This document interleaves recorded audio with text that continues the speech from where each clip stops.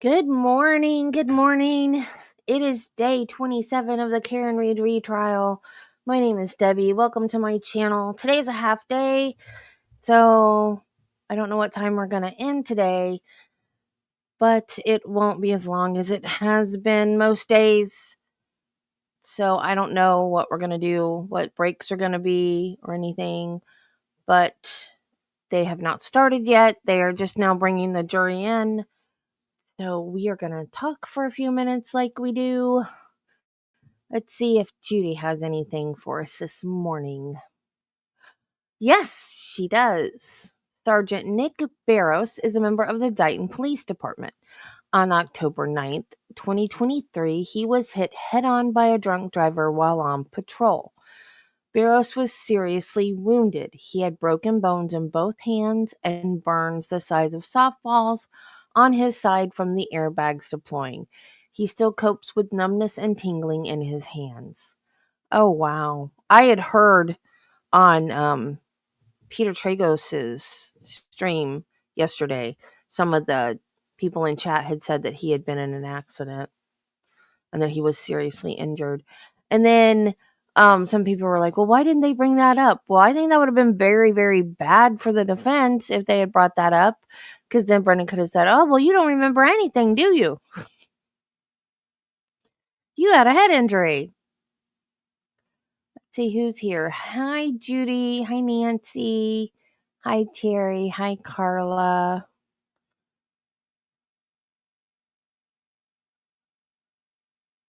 Where did Wiggles go? Hey, Robbie. Aw. Thank you, Robbie. That's very sweet.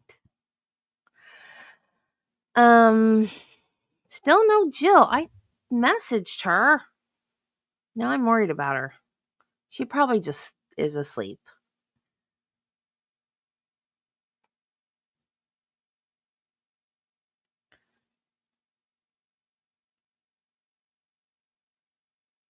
She's either asleep or running an errand. She has insomnia, like me, which mine is under control now because I take a large amount of drugs in the evening to make me sleep.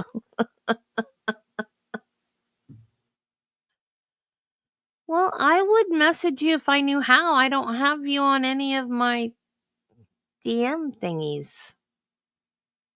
Tell me how to message you and I will. I'll message you all the time, twin.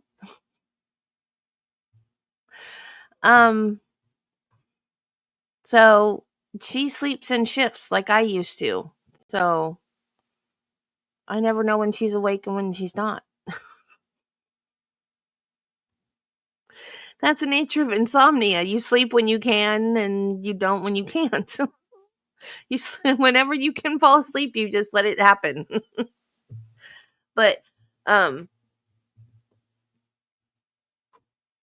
she runs errands too during the day sometimes, so. Oh, I forgot about Lucky. You did say something about Lucky. I hear he may get lucky today. I guess we'll find out. He was pretty quick in trial 1. He was, but very here I go again, integral part of trial 1. In my opinion, anyway. Lucky Lawfren and the Kolakithis have been at the court. Oh, they're going to call the Kolakithis! Yes! Yes! I was very disappointed that they hadn't testified. But they were better for the defense than the Commonwealth, so it makes sense that the defense would call them this time. Lucky Lawfren and the Kolakithis have been at the courthouse the last few days to testify, but have yet to be called. Yay! We love the Kolakithis! Lucky was a plow driver. The Kolakithis were at the waterfall that night and are part of the group of friends. And they were the ones that said that Karen and John were all over each other being very lovey-dovey. And he said that his wife, Mr. Kolakithis, said his wife even said to him, why don't you treat me that way? So they were the ones that were like, they were fine. There was no fight, no dissension, no nothing. They were all lovey-dovey. That was a couple that were like, they almost got in a fight over, why don't you treat me like that? So they were called by the Commonwealth, but very good for the defense. And we loved them. Everybody in chat was like, they're great. They're just so, we love them. We love them. They're so great. And then Lucky, everybody loved Lucky. He was like, do you guys remember how everybody loved Isaac from the Depp Heard trial? How everybody was like, Isaac is my spirit animal. Like, everybody loved Isaac. This is how everybody felt about Lucky. Everybody loved Lucky. I forget his real name, but Lucky's his nickname. Lucky Loughran. Everybody loved him. So, okay, I guess we'll go ahead and get started.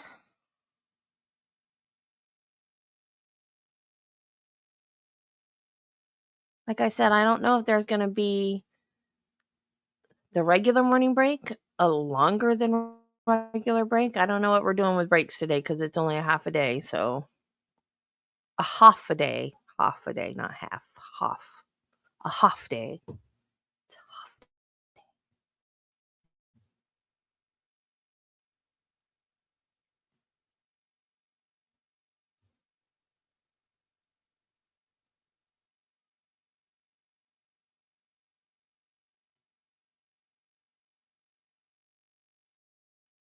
Good morning. Good morning, jurors. Good morning.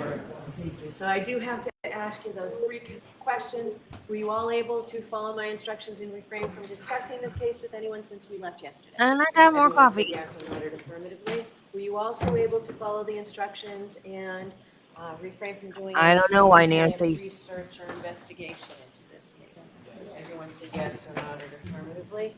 Did anyone happen to see, hear, or read anything about this case since we left yesterday? No. Thank you very much. So is there a new witness this morning? Yes. Good morning, Your Honor. Morning. The defense calls Brian Loughlin. Okay. Yay!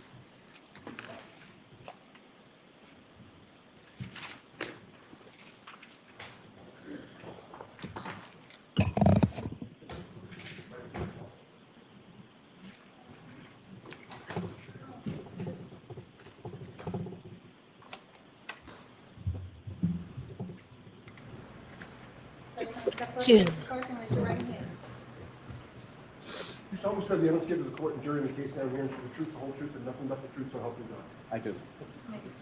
Good morning. Good morning.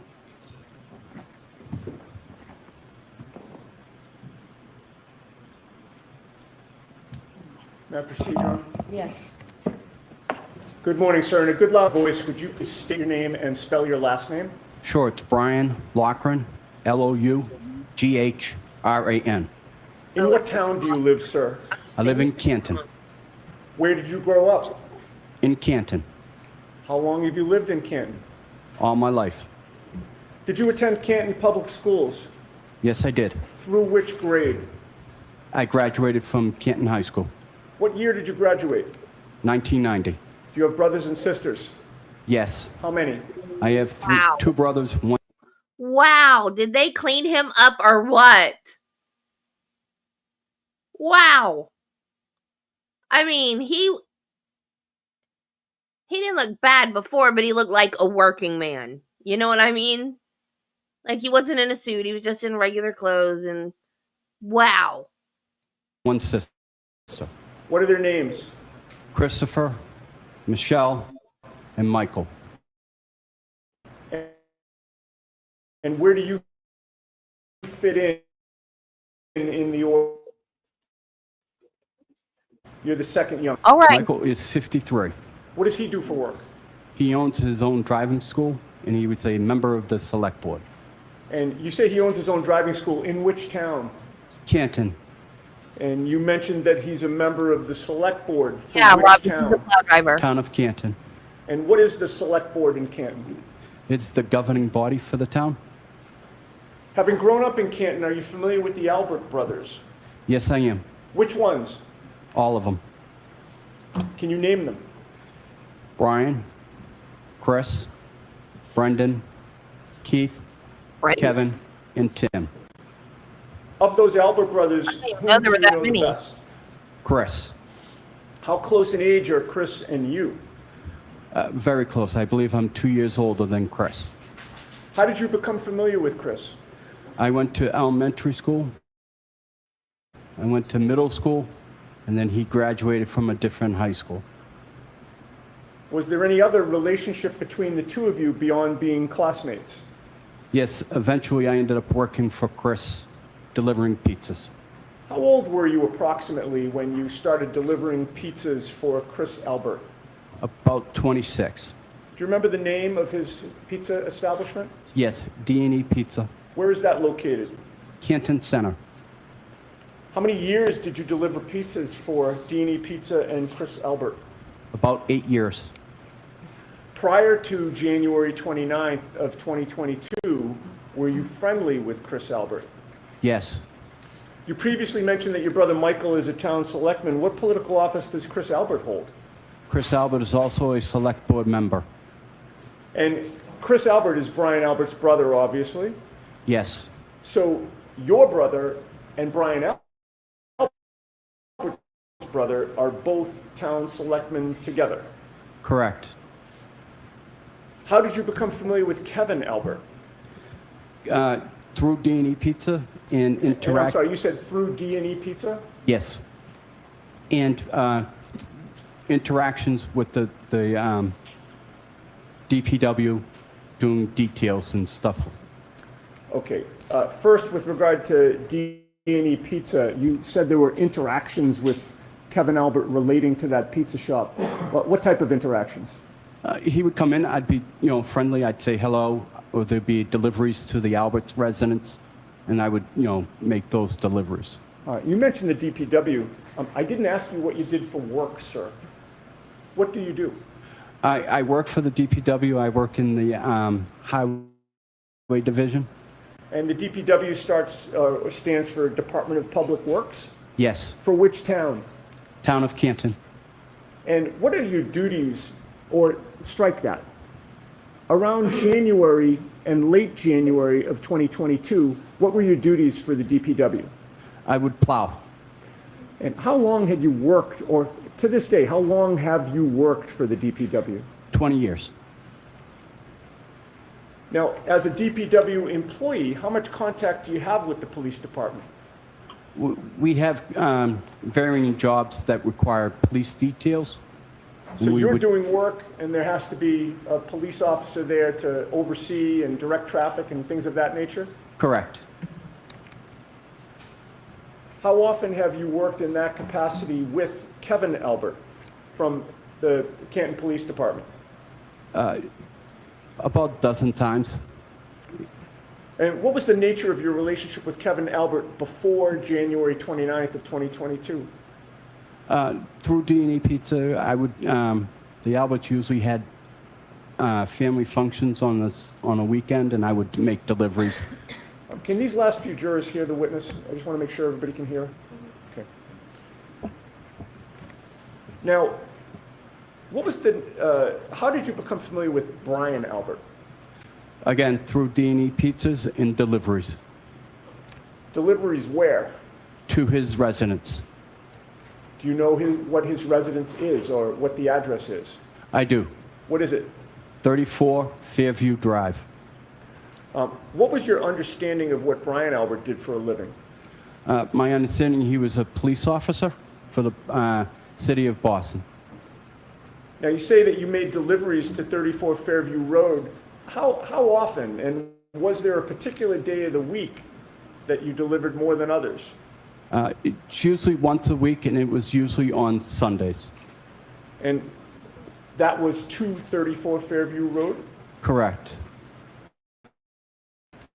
As of January of 2022, how many decades had the Albert family lived, if you know? 4 far as I couldn't give you a year, but I know as long as I've been in Canton, they've lived. And 29th of 2022. Were you on duty as a snowplow driver that night and early morning? Yes. When did you learn that you would be on duty? Early January 28th, we were notified that we had a 2:30 start time. And that would be 2:30 a.m. A.M. on January 29th? Yes. How did you learn that you would be on duty? Our supervisors for the DPW would notify us. Who was your supervisor? William Walsh. And what instructions were you given in terms of when you were to report? We were to report plowing.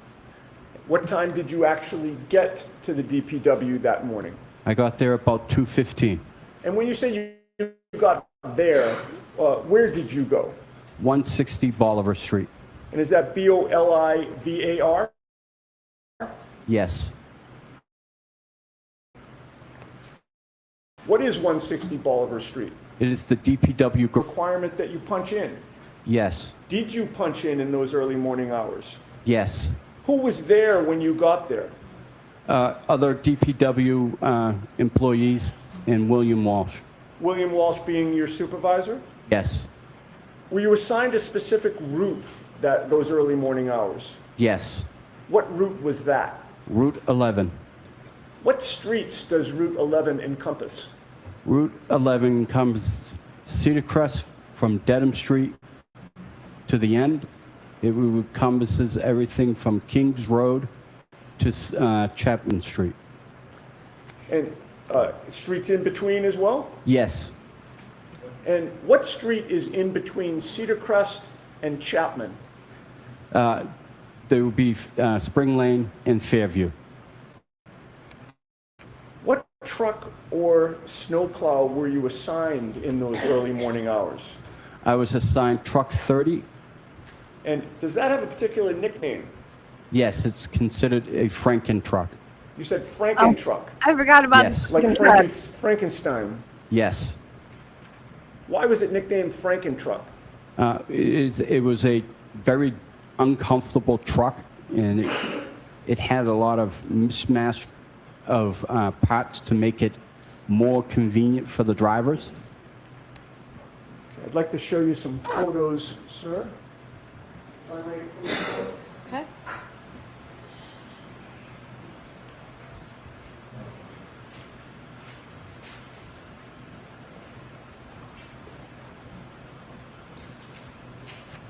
Mr. Loughran, I've placed 4 photographs in front of you. If you could just familiarize yourself with them and look up at me when you're done.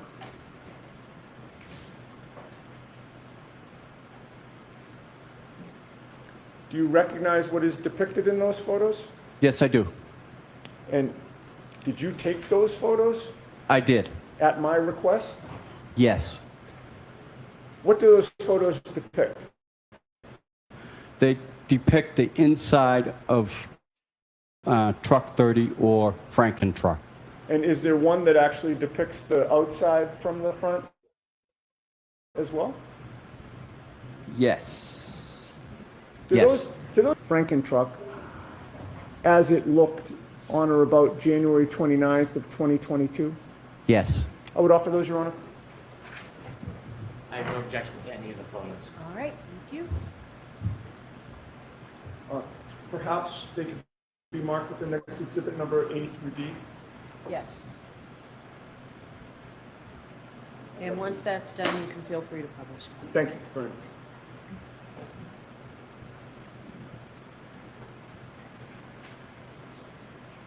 Jill's fine. She just overslept.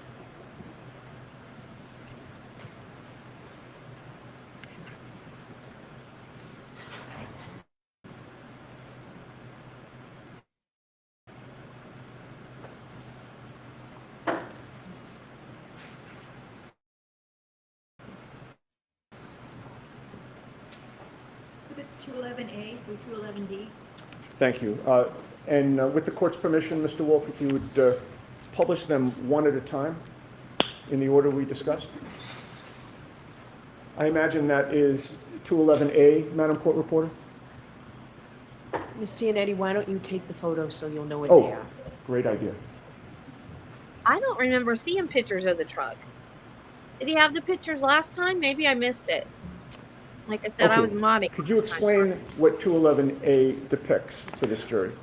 That is the front of truck 30, Franken truck, and it's depicting the two mirrors on the right and left side of the fenders. Okay.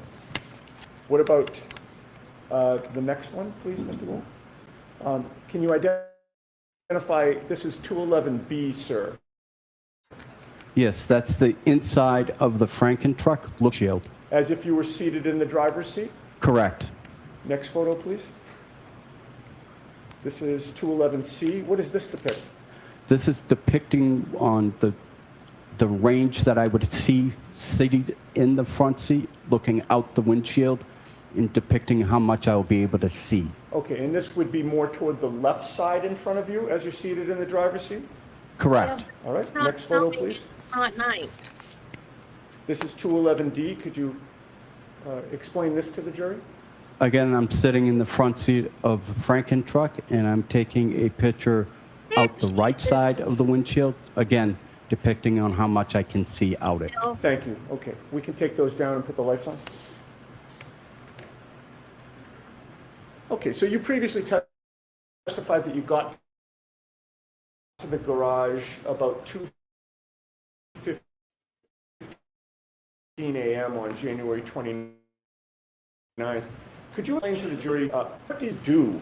A simple circle check to make sure that there are no defects with the truck. We can make sure it has plenty of diesel. And then any supplies that I may have for the night, planning on an overnight shift. And then I get in the truck and I proceed to my route. And what type of supplies are you talking about? Any types of food, anything, snacks. Preparing for a long night? Yes. The circle check, does that mean what it sounds like where you sort of take a circle around the vehicle? Yes, we're trying to make sure that the truck is safe, that there is no defects that would hinder the job ahead of it. Hours, was there anything unusual that you found? None. Were you comfortable driving the snowplow that night? Yes. And you mentioned that you make sure it's filled with diesel fuel so you're good for the night. Correct. Now, what lighting is there on the truck facing outward? I have 4 lights. I have the initial headlights, and then I have 2 plow lights that are on either side of the fenders. And then I have marking lights, and then I have work lights in the back for the sander. Okay. If you recall the one photo that showed the truck from the outside, were the 2 plow lights visible in that photo? Yes, they were. Were the headlights visible in that photo? Yes, they were. Could we display that one more time, Your Honor, to have them point that out? Is there a pointer there, sir? No, there is not. Okay. Could you describe on 211A Wow. where those plow lights are? Plow lights are just above the grill Where's the on the plow? right side and left side. Okay. And would it be fair to say the plow lights appear to be a clear lens and then an orange lens on either side? Yes. And the headlights, sir, where are those located? They are to the right and left of the I don't know what a plow truck looks grill, like. and they're underneath. Okay. And those are located just to the right of the grill in terms of as we're looking at 211A? Yes. Okay, we can take that down and put the lights back on? Is it sticking out farther Now- than the grill and wasn't in the picture? Seriously, I don't know Do you what a plow recall truck whether looks or like. not, strike that. You also mentioned marking lights. Where are those? Marking lights are on the top of my truck, along with a beacon light on top of the truck. And what is a beacon light? Beacon light is exactly what it looks like. It's a light that just illuminates and it goes around in circles. And the marking lights, what do they do? They're similar to driving without your headlights. They're just there to mark the truck so that course you it's can. more visible for residents who may be driving and not paying attention. And where does the lighting face those marking lights? Front. Okay, so in terms of the light that strictly goes toward the front, you have marking lights, plow lights, and headlights, correct? Correct. Do you recall whether, when you did your circle check, you checked out whether those lights were all working? Correct. And were they working? Yes. When all of those lights are on, how bright is it in front of your truck? Extremely bright, almost as if I had a spotlight. And that's facing straight out. Correct. What about facing diagonally out front? Again, as far as the lights will illuminate. And then either side, direct to the side, how far can you see? 5-6 feet. Okay. So you see more when you're looking straight out and then diagonally out, correct? Correct. You can see farther? Correct. Now, how in the vehicle, how high up is the driver's seat? Driver's seat is an air ride seat, so it can adjust accordingly. What is an air ride seat? It is adjusted by air, and it can go up or down depending on the driver's. And how long did it take you to do the circle check, to put your snacks in the car and water, and to make sure the car or the truck is filled with diesel fuel? About 5 minutes. All right, so if you get there at 2:15, is it fair to say that you're ready to go on the road somewhere around 2:20 or 2:25 a.m.? Correct. And when you did start to go out on the road at around that time, how was the seat adjusted? I adjusted the seat up so that my knees would hit the bottom of the steering wheel. How big is the steering wheel on the truck? It's fairly large. It's larger than a regular passenger vehicle. It's very large. As of January 29th of 2022, were there any obstructions on any part of the windshield to prevent you from having a clear view in any direction through the windshield? No. Once you got into that truck in those early morning hours, how far could you see in front of your truck? As far as my eyes would let me see. And how far could you see diagonally? Diagonally, probably is again as far as my eyes would let me see. All right. Now, you get on the road. When you plow, is there a particular method that you use? Yeah. Describe that. I start in the middle of the road and work to the right, angling the plow to the right. Are you familiar with the term ring row right? Yes. Could you explain that to the jury, please? Or ring road to the right is the amount of snow that's coming off the plow, creating a row. We angle everything to the right so that it does not impede on traffic on the left. Right. So if you had gone in the other direction, you'd be putting snow right in the opposite lane of travel, right? Correct. So you always go to the right. Correct. What part of the road, once you hit the roads, do you plow first? What part of the road? I start at the yellow line and I work to the curb line. Why do you plow the middle of the road first? Again, I want to ring road to the right, and I want to be able to give a bigger swath of space for first responders. And generally, after going up a street or a road that you plow, when do you come back down the same street? Immediately after I'm done. Now, you mentioned Route 11, your route that night. You mentioned that it takes you to Cedar Crest. Correct. Once you leave the DPW garage to go on your route, Route 11, how long does it take you to get to any part of Cedar Crest? About 10 minutes. May we display actually, it's Exhibit 49. Do we have access to Exhibit 49? What is it? Is it, It's just a map. okay? And if we can't put our hands on it quickly, I can just display it on the screen. Is it in evidence? It is. You can put it Okay, on the thank you, screen. Ron. If you put up Exhibit 49 and maybe zoomed in as it's going to go. Is that true, Mr. Wilk, to get the...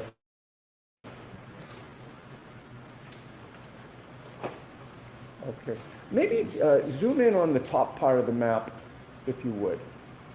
Perfect. All right. So are you able to see that map from where you are?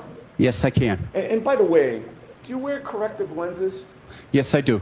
What do you wear? I wear glasses, and when it's inclement weather, I wear contacts. So on the night in question, when you went out on your route that night, were you wearing glasses or contacts? Contacts. What are you wearing today? Contacts. You've testified in a prior proceeding regarding this matter last year, correct? Yes. What did you show up with that day? Glasses. And what's your difference? What is the difference in your ability to see the screen with your glasses or your contacts? My contacts makes things a little bit more brighter, allow my eyes to see better You have with more the difficulty contacts. seeing distances with your glasses? Correct. All right. Any problem seeing that screen here today? None. All right. What does that depict? That depicts my route. Cedar Crest, Dew Lane, Spring Lane, and I'm not able to read the one underneath Spring Lane. Just Certainly it's a portion of your route, correct? Yes. All right. Now, you see where it says Cedar Crest, right? Yes. And you see the red dot there? Yes. Does that red dot refresh your memory or orient you, I should say, as to what road that red dot is on? Yes. And what road is that? That would be Fairview. All right. Now, when you hit Cedar Crest Road, are you in that area of Cedar Crest or are you in a different area of Cedar Crest when you first come upon Cedar Crest Road? When I first come on, I'm coming in at the beginning of Cedar Crest, which is at Dedham Street in Cedar Crest. Okay. And how long a road is Cedar Crest before you get to the area of Exhibit 49? I would say that's about a mile and a half. And how long does it take you to plow Cedar Crest before you get to this area on January 29th of 2022? About 10 minutes. All right. How much of that mile and a half or so stretch of road did you plow when you first encountered it? I plowed the entire street. If we could zoom out, please. All right. And when you're driving on Cedar Crest Road, are you driving toward that red, Fairview Road that you've identified? Yep. Coming in from the right portion of the map or the left portion of the map? I'm coming from the right side of the map. All right. And so you start about a mile and a half down the road to the right, which is off this map, correct? Correct. And you say it takes you about 10 minutes to get to the area of Fairview. Yes. So would Fairview be on your right or your left when you first encounter it? On my left. And when you hit Fairview Road that first time, what do you do?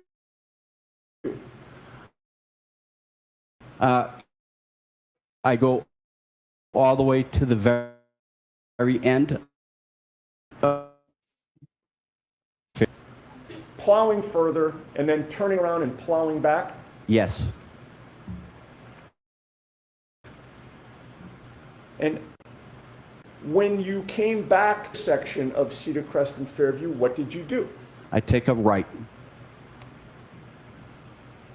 And how familiar were you with 34 Fairview Road on that day?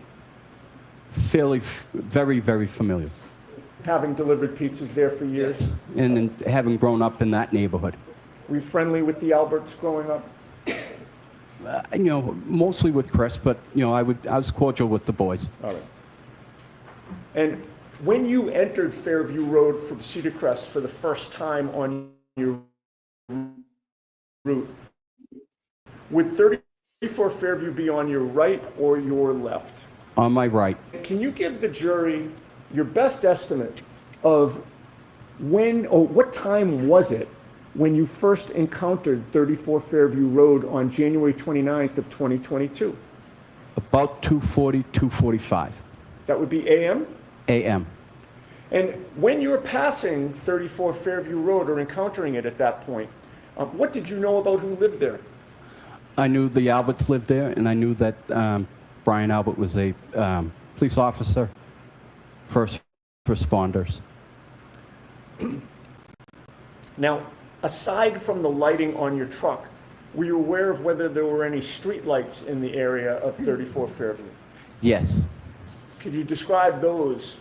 Sure, there's one before you get to 34 Fairview driveway, and there's one after Fairview's driveway. Do you have a memory as to whether or not those street lights were working on January 29th of 2022? I do not have a memory of that. But in any case, how much of the lighting of your Franken truck was illuminated at that time? All my lights were working. So you're now driving up Fairview Road, and 34 Fairview's on your right.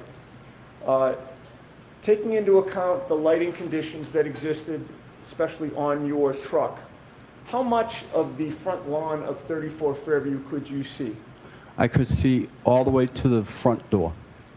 What obstructions were there at the time when you first passed the Alberts residence? None. Were you familiar with the area of the flagpole on the left side of the property? Yes. Now, when you are plowing, sir, where is your attention focused? My attention's focused out the front window, to the right and to the left. Why? I am looking for pedestrians. I'm looking for residents that may be backing out, not aware that I'm there, and God forbid, animals. How much of the time that you're plowing are you scanning the road? All the time. Now, as you're passing 34 Fairview, could you see the area of the flagpole at 2:45 in the morning, sir? Yes. What was on the ground on the Alberts lawn at that point in the area of the flagpole? Nothing. Did you see a 6'1", 216-pound man lying on that lawn? No. Now, after plowing Fairview with the Alberts residence to your right, what do you do? I go to the very end, take a left on the Chapman Street, back down Chapman Street, and then take a left back on. And are you plowing the whole time? Yes. So you get to, in this diagram, Exhibit 49, we don't have to turn the lights off. I think we can see it. You're traveling in a down direction, correct? Correct. And you would hit Chapman Street. Is that fair to say that's at the bottom? Correct. You do some type of three-point turn and go back down Fairview? Yes.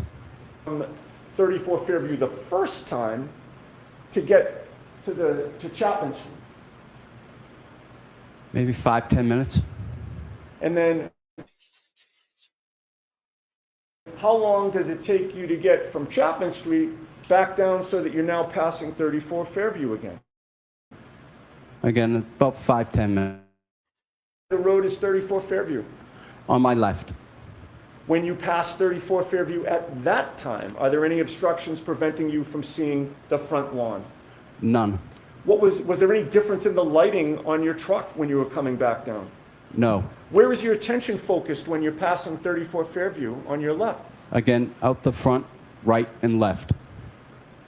And how much of that front lawn are you able to see on 34 Fairview when you're coming back down from Chapman?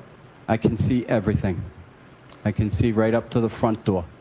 What did you see on the front lawn of 34 Fairview on January 29th of 2022 when you're making the second pass by 34 Fairview in the area of the flagpole? I saw nothing. All right. Now, you've made an up and down pass, sir, correct? Yes. Once you pass 34...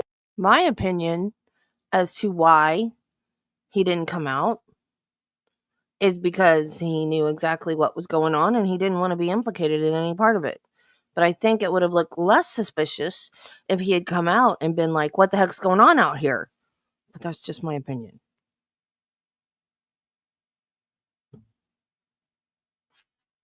For Fairview, for that first up and down pass, where do you go?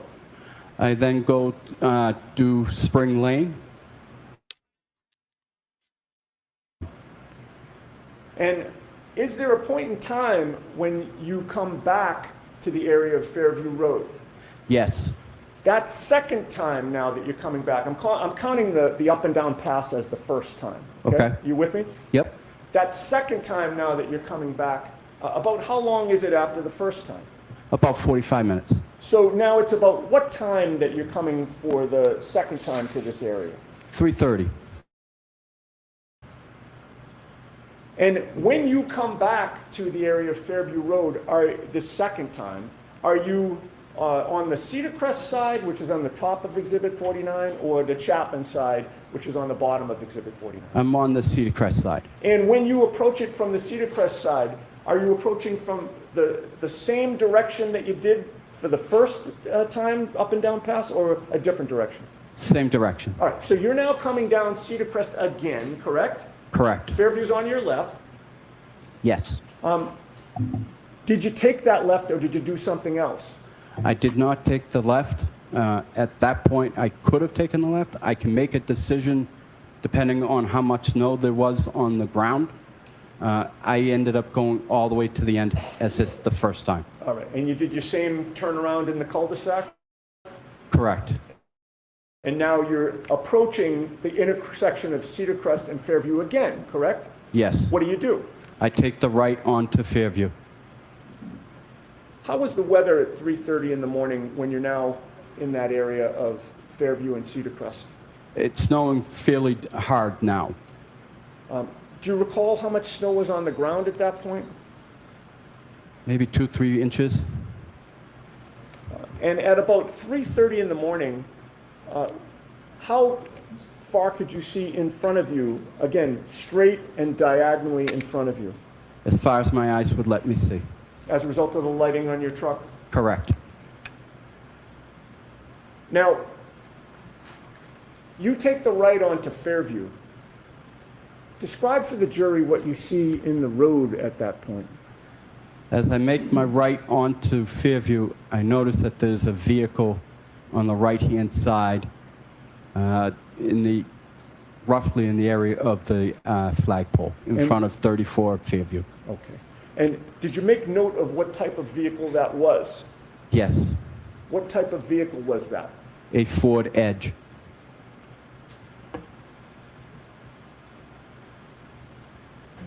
What direction was that vehicle parked when you saw it?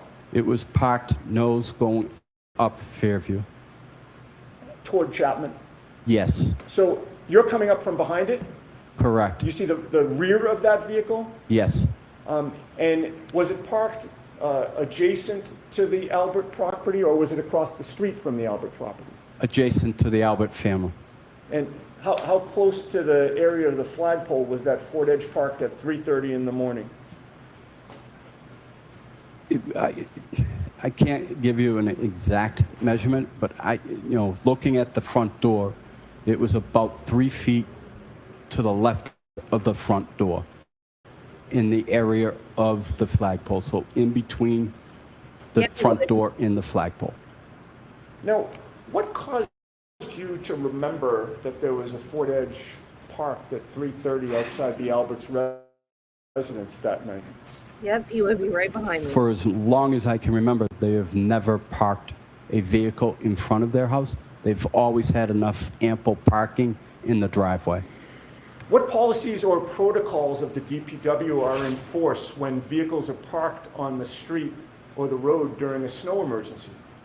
There is no parking allowed. We are supposed to notify our supervisor when there is a vehicle in the way. At that point, the supervisor will make attempt to call the resident or have the police show up at the resident. And then if they can't get the car removed, the car gets towed. Sir, did you follow protocol that night? I did not. Why not? Knowing the Albert family, knowing that there was a first responder, I gave them respect and opted not to follow procedures. How did the presence of that Ford Edge parked on the side of the road affect your direction of travel? I had to go around the vehicle. How did you maneuver around it? I had to maneuver to the left, go up, and then maneuver back right into my lane, and then continue up Fairview. And at any point when you were maneuvering to the left and then angling back to the right, could you see part of the front lawn of the Alberts? Yes, Were you able to see any part of the area around the flagpole? yes, as I maneuvered back right. And when you maneuvered back right and saw that area, what, if anything, did you see on the ground in the area of the flagpole? I saw nothing. All right. So now you've passed 34 Fairview again. Where do you go? I go back to the top of Chapman, and again, I do a left and a right and head back down Fairview. Another three-point turn. Correct. So now you're doing your second up and down, correct? Correct. All right. So you then enter Fairview again, coming back down from Chapman. And how long does it take you to get back down to the area of 34 Fairview? Again, about 5-10 minutes. Now, you are now approaching 34 Fairview, and it's on your right or your left this time. Again, it's on my left. What, if anything, did you see in the road at that point? Again, I saw the Ford Edge in the road. Now it's on your left side? Yes. Did it appear to be in the identical position as when you came up the street toward Chapman? Yes. How much of the area of the flagpole were you able to see this time as you're coming back down from Chapman? It was obstructed, so I wasn't able to see as much as the first time, but I was still able to see the flagpole. What did you see on the ground in the area of the flagpole at now 3:35, 3:40 in the morning? I saw nothing. All right, so now you've done your second up and down pass, correct? Correct. Where do you go? I go back out on the Cedar Crest and I continue to do the rest of my route. Now, at this point in time, did you do more of your route or spend more time away than you did between the first and second time? I did more of my route staying away from Fairview. And about how long did it take you before you came back to the area of Fairview Road? About 3 hours. So what is your best estimate of this third time that you're now approaching Fairview Road? About 6:15 And that'd be AM a.m. on January 29th? Yes. Now, this time when you approached Fairview Road, did you come from the Cedar Crest side or the Chapman side? I came from Chapman Street side. And when you turned, did you turn left or right from Chapman Street to get down to Fairview? I turned right. And once you turned right, did something unusual happen? Yes, I noticed there were blue lights behind me, forcing me to pull over to the side of the road. Did you recognize the vehicles that had, or vehicle? I didn't ask you if there was more than one, but did you recognize what type of vehicle or vehicles there were? Yes, they were police vehicles. Which vehicle was traveling more quickly, the police vehicle or Franken truck? The police vehicles. What were you doing with your snowplow after the police passed you? I continued down Fairview. Coming down Fairview, did you actually lose sight of the police cruiser that had passed I you? did. How many side streets are there when you're coming down Fairview from Chapman Street? 3. What are they? Wyndham, Old Ridge Hill, and then Carriage Lane. Now, you're now coming down Fairview Road. What did you notice ultimately in front of you in the road? I noticed the police cars had the road blocked off and preventing me from going to Cedar Crest. And with regard to the lighting on those police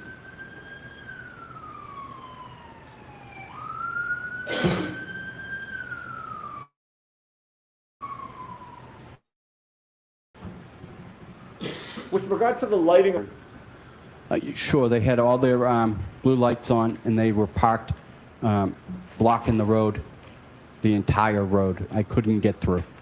How well lit was it in the area where the police were? Very well lit.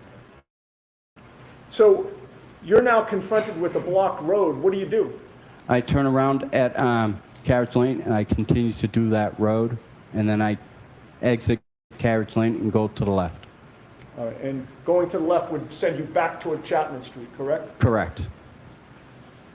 And once you leave the area of Fairview Road, how long does it take you to come back down to Fairview Road to finish the plowing that you didn't do the first time? As soon as the police were able to leave the area, I was able to finish that area. Do you recall what time you finished your shift on January 29th? I honestly don't know. I don't know. Okay. I don't remember. I'm sorry. No worries. Do you remember if it was daylight out at that time? It was daylight. Okay, now, sir, in the aftermath of that storm,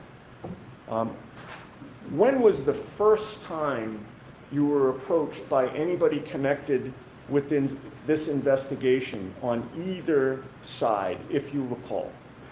About 2 weeks. Who was it that approached you at that time? First name is Paul, and he described himself as a private investigator for the defense team. Prior to hearing from the defense private investigator, had you ever heard from anybody from any police department whatsoever?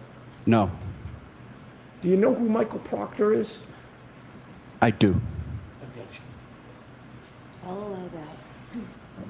And did Michael Proctor ever call you or contact you at all in those 2 weeks?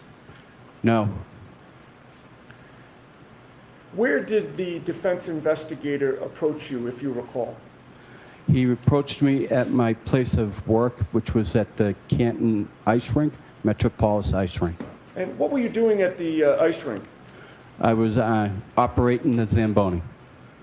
Oh, cool. Now, without telling us what you He's a told him, Zamboni did you driver, speak too. to the defense investigator? Yes, I did. And at some point, did you do something with the defense investigator? Yes, I met him for a second time at the Kennedy School, and then we both drove my route. Skipping ahead to the next year, sir, 2023, were you approached by law enforcement officers who were not Canton Police or Massachusetts State Police? Yes, Without telling us what you told them, did you speak to them? yes, Before speaking to them in 2023, had you ever heard from former Trooper Michael Proctor or anybody from this investigation from the State Police or Canton Police? no,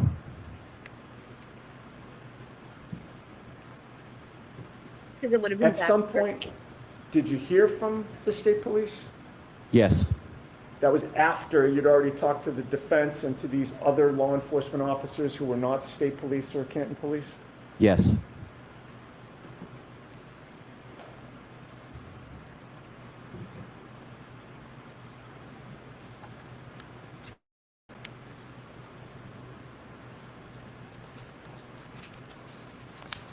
And sir, how clear is your memory about what you saw or didn't see in the early morning hours of January 29th of 2022 in the area of 34 Fairview? The first up and down pass, the second up and down pass, and then the third time you came. Very strong. I have no further questions. Thank you, sir. All right, thank you very much. Oh, Brian, please don't be a jerk. The exhibit, Oh, I'm sorry.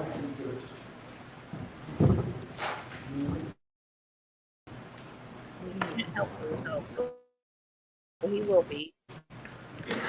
Mr. Brennan, when you're ready. Good morning, sir. Good morning. Have you and I met before? No, sir. This is our first time speaking. Yes, sir.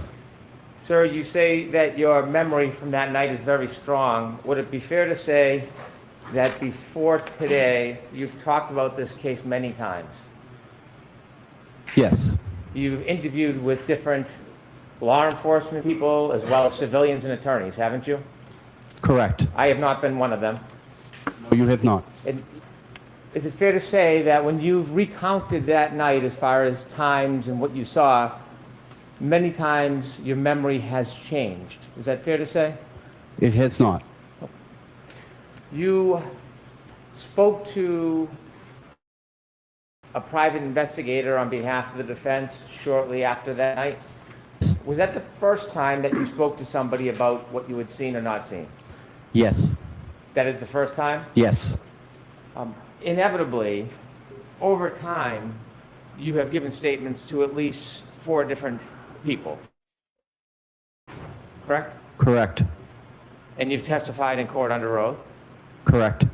During the pendency from that night until today, it's fair to say there are many times where you have been intimidated, isn't it? No. You've been threatened. Nope. You were aware, sir, that you were being threatened by an online blogger to expose you. I was not. You're saying as you sit here today, you have no awareness in the history of this case that you were being threatened by an online blogger. I was not threatened by an online blogger. Was the online blogger threatening or saying that he would expose you and tell personal things about you if you weren't helpful? He was not threatening. Let's remove the word threatening. Was the person communicating and making clear to you that if you Who is he didn't talking testify about? in a certain way, there would be some consequence to you?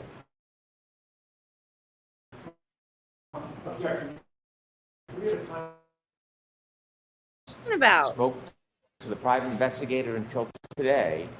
Were there communications to you, if you didn't, of course, didn't you, to podcasts that were about you? I did not. People told you about them.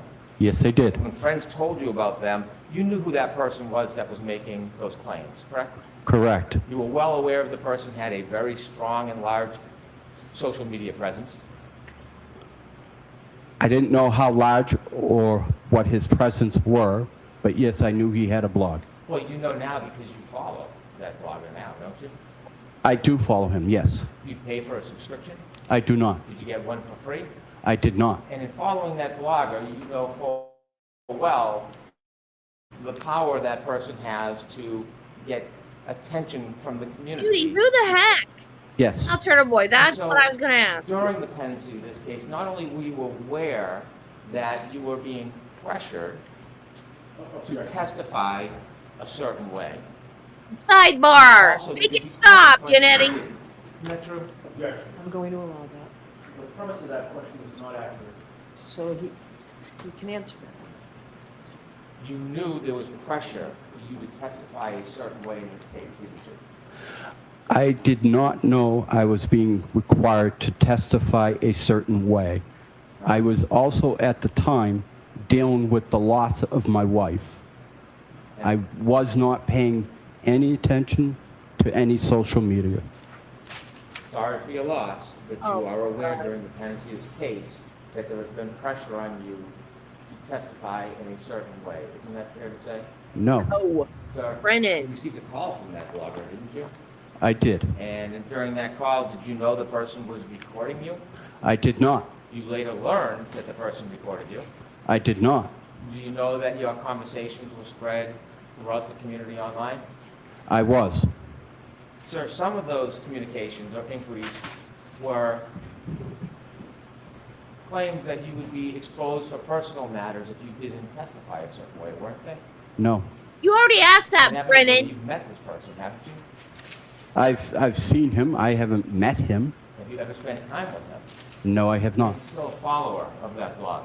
I am. When you follow the blog, do you read anything or do you watch?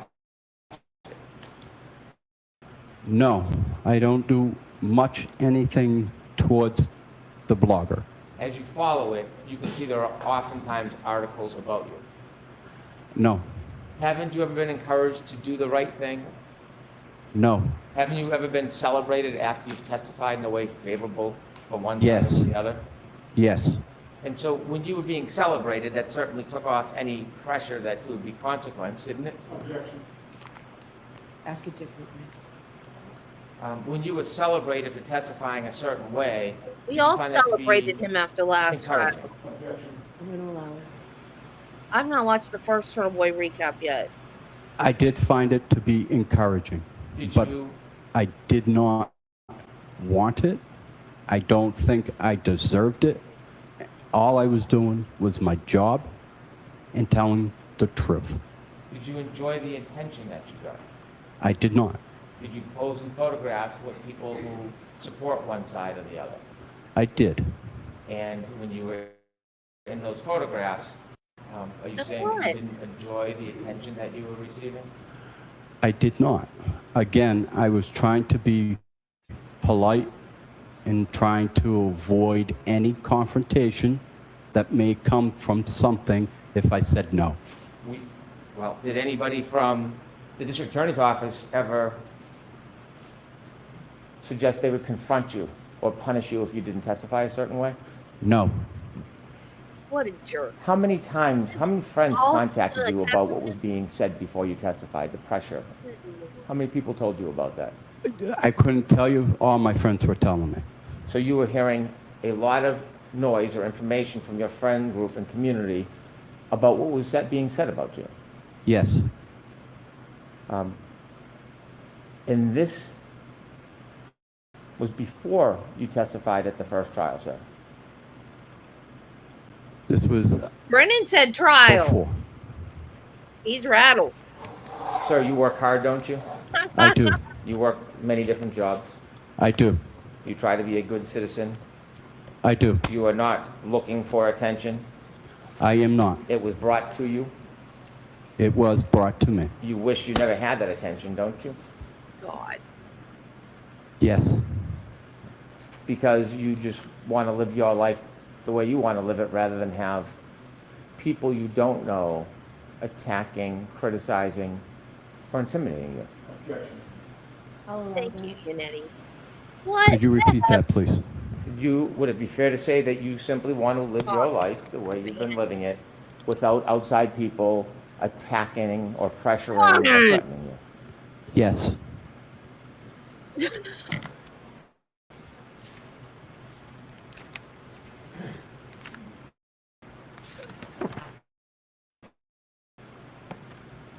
On June 15, 2012, June 5th, 2000, you were contacted by the defense private investigator, weren't you? And you may not know the dates. Were you contacted twice by the private investigator? I would need to know what time frame we're looking at. Fair enough. By the way, the blogger that I speak of, do you know if he is friendly or supports one side over the other? I know he is friendly towards one side, yes. Okay. The side sitting in the back of the room? I would say the defense team. You've interacted with a private investigator hired by the defense. Yes. Brennan. Have you also interacted with any of the attorneys? Yes. Which attorneys have you interacted with? Mr. Yannetti. Have you contacted or have you spoken to any other attorneys other than Mr. Yannetti? Just Mr. Yannetti. How many times have you spoken to Mr. Yannetti? Again, what are we talking? First trial, this trial? The entire time, from that night until today. Can you remember how many times that you've About spoken? 5 times. How many times have you just gone saying in to trial be now. interviewed by him? 4 times? During those interviews, were they spaced out over the course of this case? Yes. What was the purpose of those interviews? To go over my testimony. When you went over testimony, were you ever shown prior testimony? Yes. Were you shown prior reports? No. Were you shown a prior investigator's report? Yes. Were you shown a prior report by a law enforcement agency that is not the state police and not Canton? Not by Mr. Yannetti. I saw that first document for the first time during the first trial. When you were discussing your testimony, um, was there a discussion about the fact that the times that you gave the private investigator were different than the report from that law enforcement agency? Could you repeat that question, please? When you were preparing the trial in those meetings, was it brought up, did you discuss that there was a difference in your memory, or at least in the reports, between what you told the defense private investigator and what you told that other law enforcement agency? No. Were you aware that there was a difference between the different statements attributing your memory as to time? The first trial, yes. When you were with the defense preparing for trial, did you go over your testimony? Yes. Did you go over questions and answers? Yes. Were you ever subjected to a make-pretend cross-examination about issues that were important in this case? No. Were you ever pointed to any particular issues that were important to talk about in this case? No. When you did the questions and answers, were they written down or just a conversation? Can you repeat that one, please? I'm sorry. When you went through the questions and answers in preparing, practicing for your testimony, were they written down? So ask it to, When you were preparing for your testimony, were the questions and answers written down, or was it just speaking? Just speaking. Those 4 times that you met, is that a guess, or was it 4 times?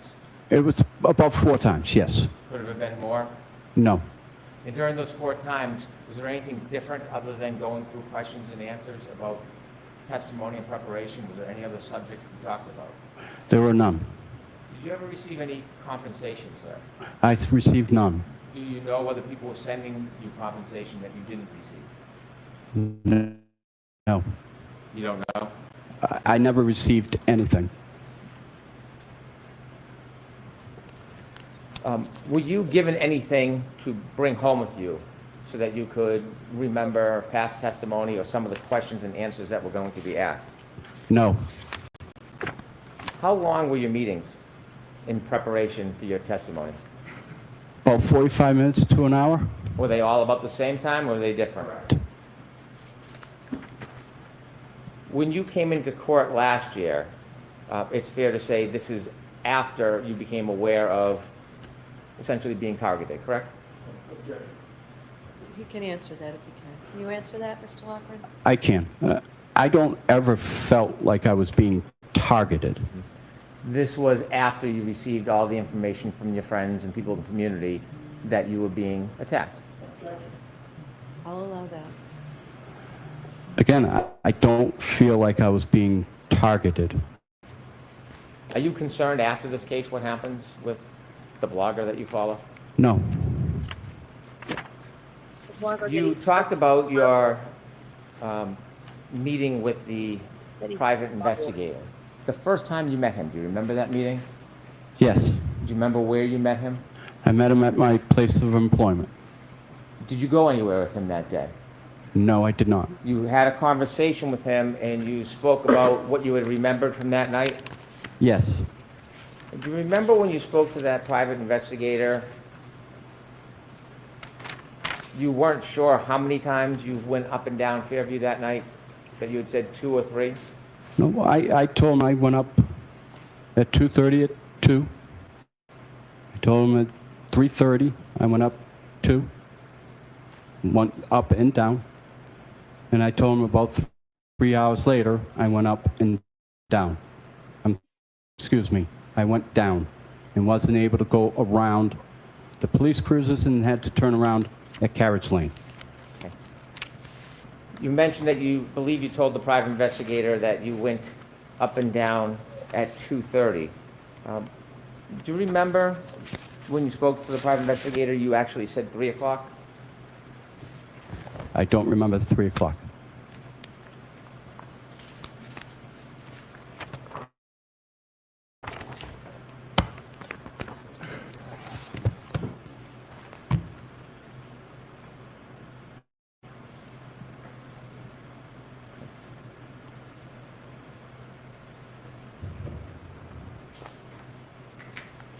May I approach? Yes. Judy. And before I do you remember you said that when you went on your second pass, it was around 3:15? I told him I went up Fairview between about 2:40 to 2:45.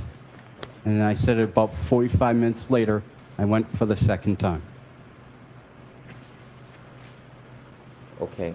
Now, you had said 2:30, and you just now said 2:40 to 2:45, and then you said 45 minutes later. Yep. Okay. Do you remember telling the private investigator that when you think, or you said you saw a Ford Edge, you were actually still on Cedar Brook, not on Fairview passing by it, but you saw it from the street at Cedar Brook? Do you remember telling him that? I I'm sorry, don't remember. Cedar Crest. I don't remember ever saying that. Okay. May I approach? Yes.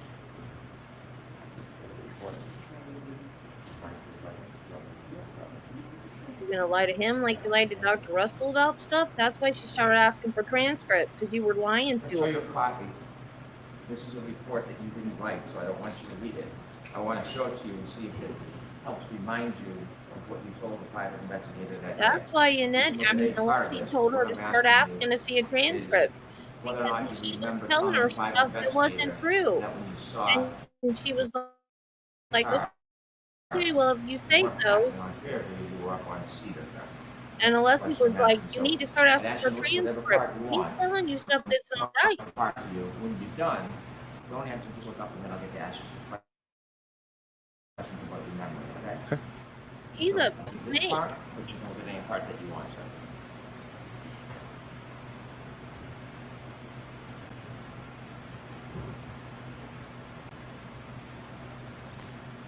You stick to your guns, Lucky. Don't let him fool you like he has other people.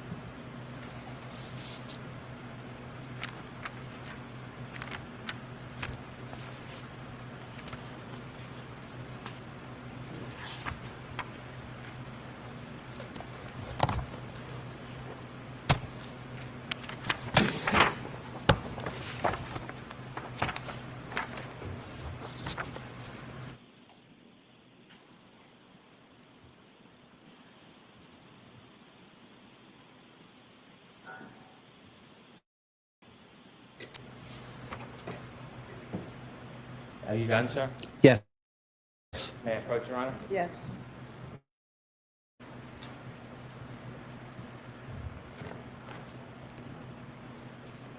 Sir, do you now remember when you were speaking to the defense investigator about seeing a car? You said that about 3:30 to 4 a.m., when you were plowing Cedar Crest Road, you looked toward Fairview Road and saw a small SUV parked in front of the house. Remember telling the PI that? I never remember telling him that.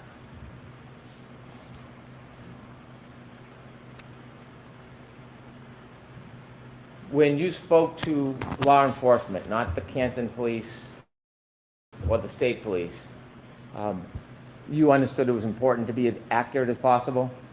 Yes. And you understood, at least with that law enforcement agency, if you misled them in any way, it could be up to a 10-year penalty? Yes. When you spoke to them, did you take that interview very seriously? Yes. Try to be as precise and accurate as you could? Yes. And when you spoke to them, obviously, like anybody, you had in mind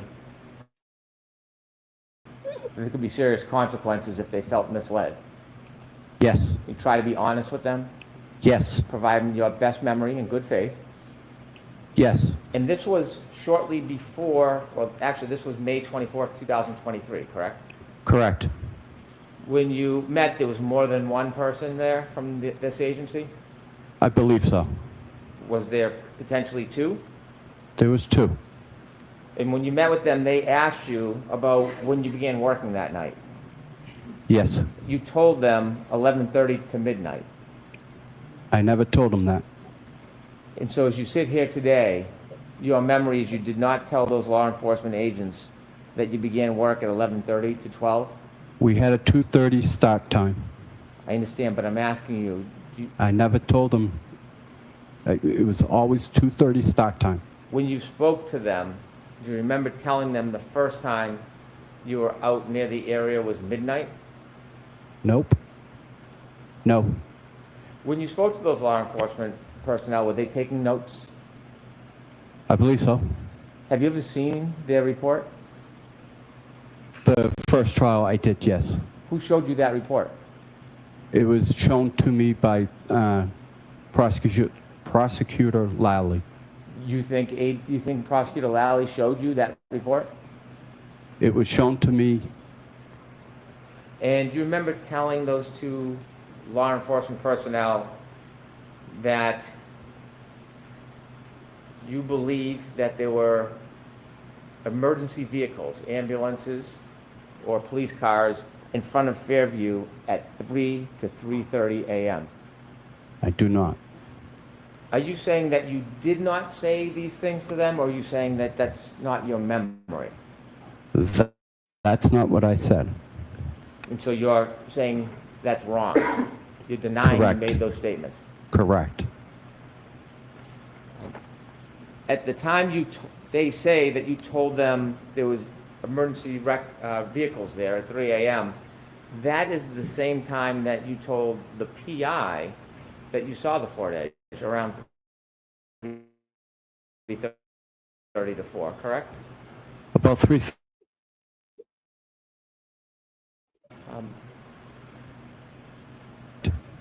There are no street lights down near that flagpole area of 34 Fairview, is there? Yes, there is. Okay. Was it on that night?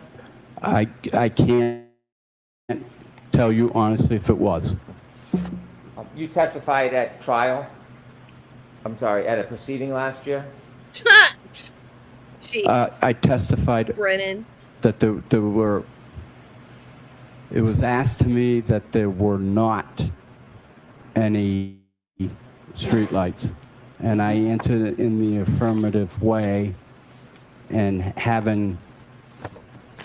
living in that neighborhood, I saw that there were actual streetlights. You testified at a proceeding last year, didn't you? Yes, I mean, you testified at the proceeding.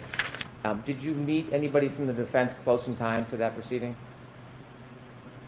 I don't know, when we met, how close to the proceedings it was. Do you remember being prepared before? Yannetti, excuse me.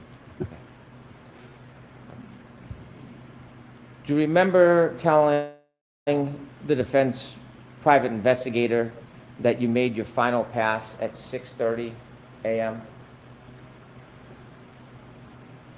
I remember I told him it was about 3 hours going down Cedar Crest and was not able to go to the end of Fairview due to the first responders. At trial last year, do you remember saying it was 5:30? I did. And today you had said about 6:15. Yes.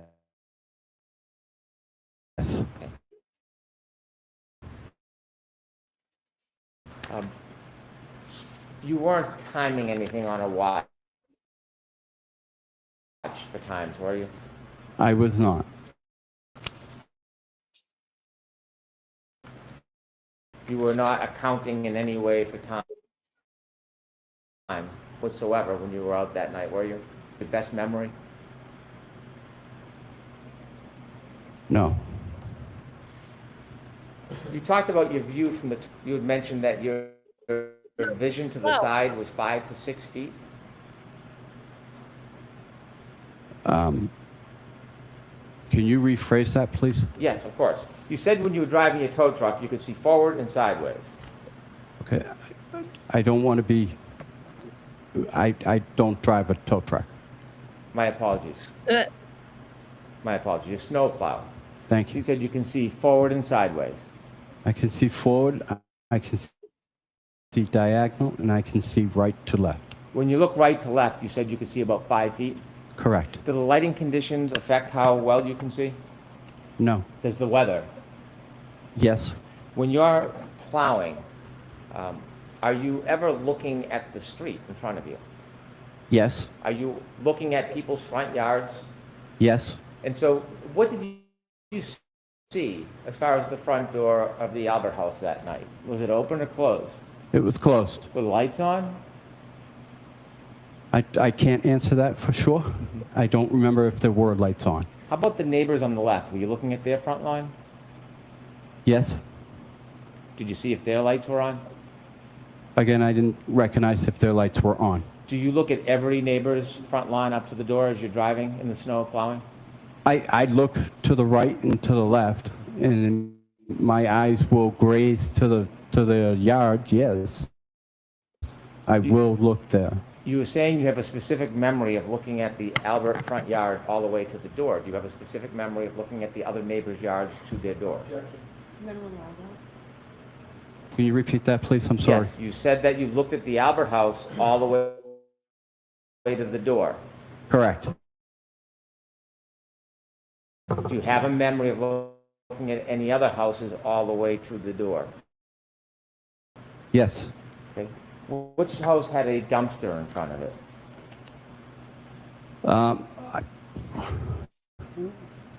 I don't know. I wasn't paying attention to. Are you sure on your route there was no dumpsters in anybody's front yard? I'm more interested in January 29, 2020. I can't answer to that. I don't remember.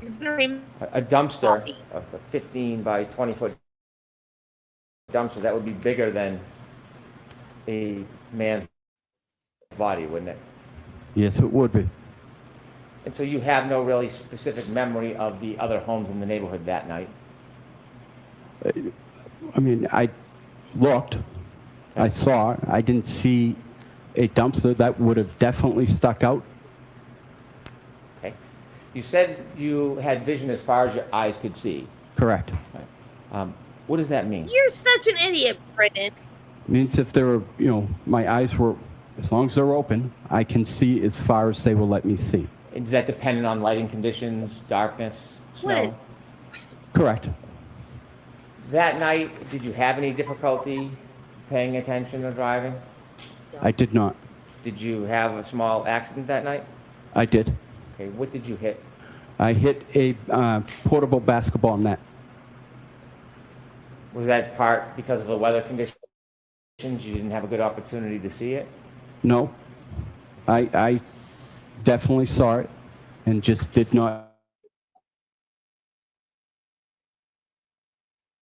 Said that you went up and down the road a couple of times. When you were asked to describe the car that you said you saw, when you first spoke to the defendant's private investigator, you didn't give any detail about the type of car, did you?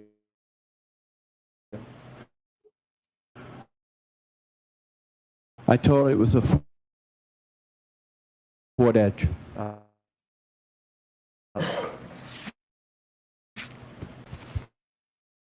When you first spoke to the investigator, you used the words Ford Edge? I did. Did they bring you to a parking lot at some point? They did. And when they brought you to a park, And so there were several, at least 100, 150. who pointed you to the Ford Edge? I pointed. Happened to be a similar car?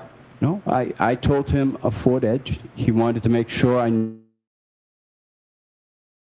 what a Ford Edge looked like. I pointed to the Ford Edge, and So after you said a Ford Edge, he brought you to a parking lot to point out a car? we were at my place, Paul's Ice Rink. The rink? Ice rink, yes. Did you then meet the investigator later on at a school? Yes, I did. What was the purpose of that? He wanted to go through my route. You wanted to go through your route. Correct. And then, did you choose to meet at the school? I did. You did? I did. And why did you choose the school? It was an easier landmark for the gentleman to get to, and it was minutes from my route. Did you know that former Trooper Proctor's sister worked there? I had no idea. You said last year that when you went by Fairview, did you say that you would buy No snakes are cute. your final pass at 5:30 a.m.? No. Okay.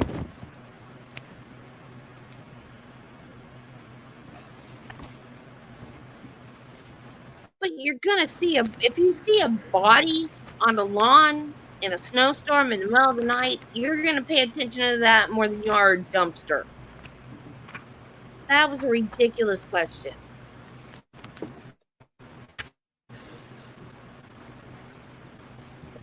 May I approach? Yes.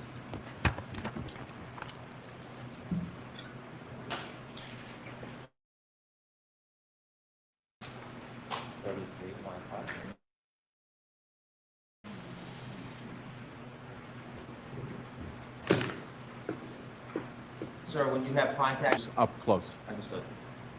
This is trial testimony, Friday, testimony from June 21st, 2024. You can't keep You saying were trial asked- and then say, oops, sorry. Stupid. Why are you so flustered, Brennan? Do you recall what time it was that you wound up back on Fairview? You said, I don't honestly recall what specific time. Yes? Yes. And then you were asked, sure. Approximately, if it was 3:15 to 3:30, that second time, what would be your best estimate of the time when you came back? And what did you say? Say about 5:30.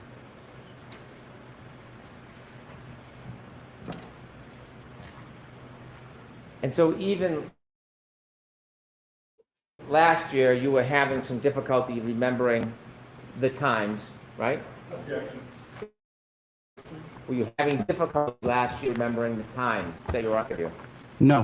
When you said you were on Fairview last year at 5:30, you didn't see anything on the Albert front lawn at 5:30 a.m.? I wasn't on Fairview at 5:30 a.m. Okay. Were you asked last year about your travels on Fairview? Yes. Okay. When you asked about, do you recall, was the time you wound up on Fairview, and you said you didn't remember. Do you remember that testimony? I do. And is that true testimony? Yes, it is. Okay, so you had some difficulties in your memory of when you were on Fairview when you testified last year. Isn't that fair to say? No, it's not fair. And then you were asked approximately if it was 3:15 to 3:30 the second time, what time did you come back? And I said, if I were to guess, I said 45 minutes later. Did you say, I would say if I had to 30 up Fairview? That time was incorrect. It was 6:15. I couldn't go down any further due to the police presence. So your testimony last year, you understandably made a mistake about the time, correct? I did. And it's true, isn't it, that you really have somewhat foggy memory about the times. It is not. That time of 5:30 is very different than the time you told the agents when you met them, the law enforcement officials that weren't from Canton or the state police. That was very different than when you told them then the 3:30 to 4 timeline that you gave the defense private investigator the first time you spoke to them. Correct? Correct. And it's different than what you told the jury today, that it was 6:15. It's different, but it's not.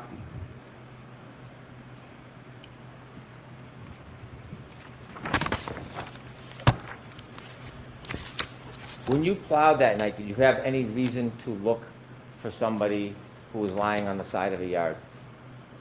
No. Did you have any expectation somebody would be lying helpless on the side of the yard that night? No. If you had seen somebody, certainly you would have helped. Correct.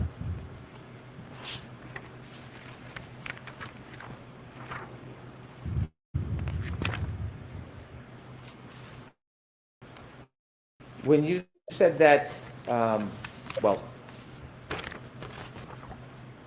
when the private investigator asked you where you were when you said you saw the Ford Edge, are you saying that you didn't tell the private investigator that you were on Cedar? I don't remember telling him I was on Cedar Crest. I do remember telling him that I had turned on to Fairview and saw the vehicle. Cedar Crest in a storm at night is quite a distance from the flagpole at Fairview, isn't it? No, About 300 feet? roughly. Difficult to see under those conditions? No. Could we That's have all Exhibit he can do. 71 stream 0 at about 6:17 a.m., please? That's all he can do. He did the same thing with Barrows. Because these two witnesses are excellent for the defense, and that's all he can do.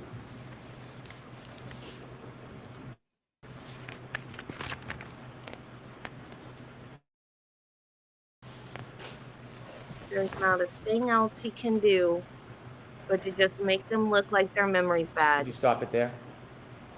Can you see that street light? I do? Okay. At the end of that road, past the street light, is Cedar Crest, correct?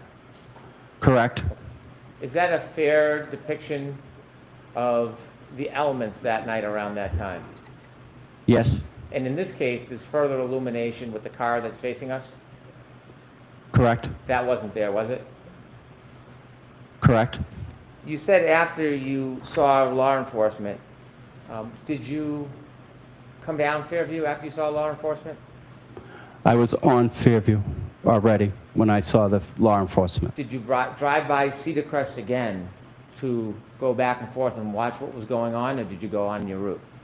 I went on my route, which included Cedar Crest. Did you keep driving by because you wanted to watch, or did you just leave and do your regular route? I went and did my regular route. Could I have 6:19:27, please?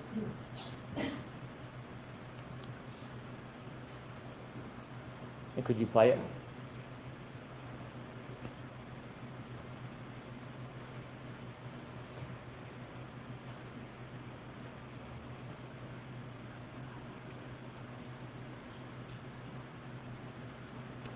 If you could back up a little before 6:19:27. You know, I can tell a story about something that happened in my past, and I might not remember it correctly 100%. That doesn't mean it didn't Is that weather consistent with what it looked like to you? Yes. happen, or is that that you I'm there? lying. It just means I don't remember every little thing. I don't know if that's me. Yes, that's me. That is me. Could we go to 6:32:45, please?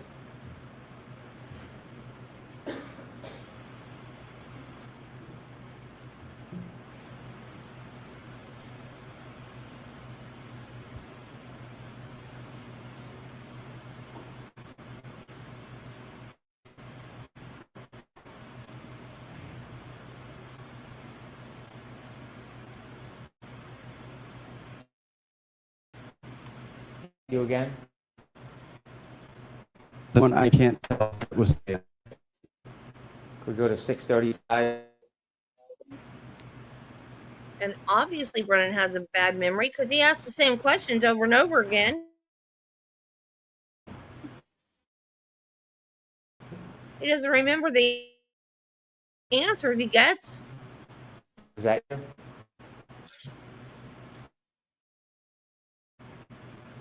I don't see it. I don't see the, I'm sorry. It's okay. Go back to 6:35. That looks like to be a pickup truck. That does Okay. not look like my truck. 6:37:45, please.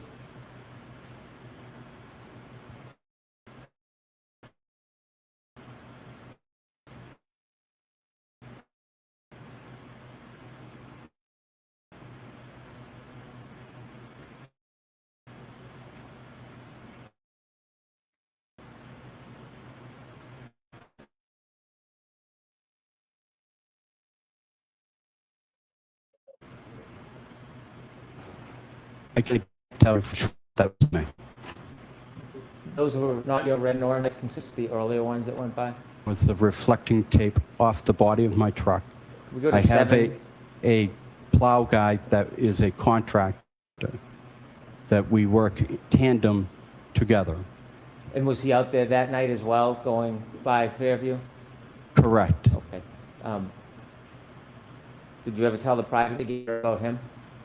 Yes, I did. 7 o'clock, 22 seconds, please.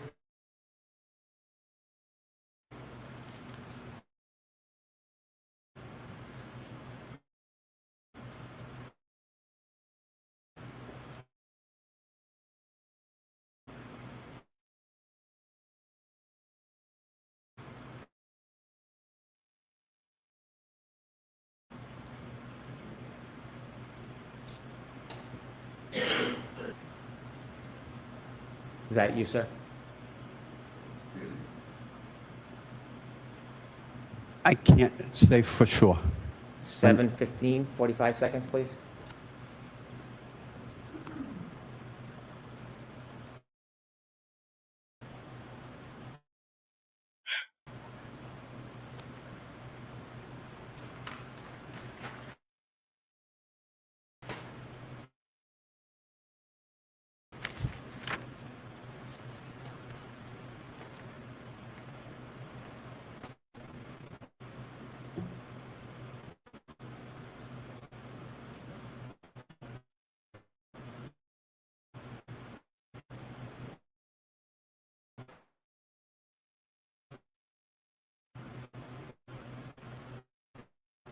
Is that I do not.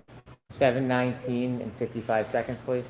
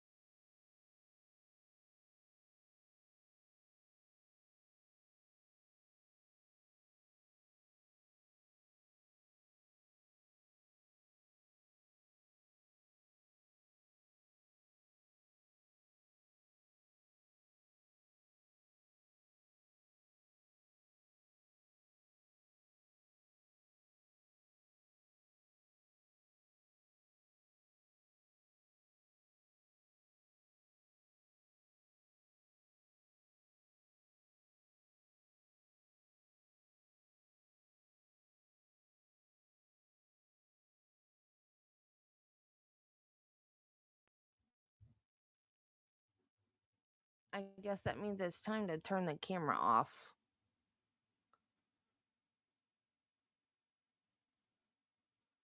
That's a good question, dude. I have no idea what he's trying to prove with these pictures. That he was there later than he said he was? I don't know.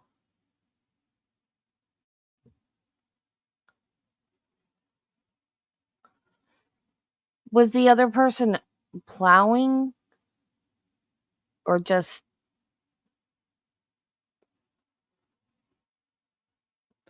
supervising?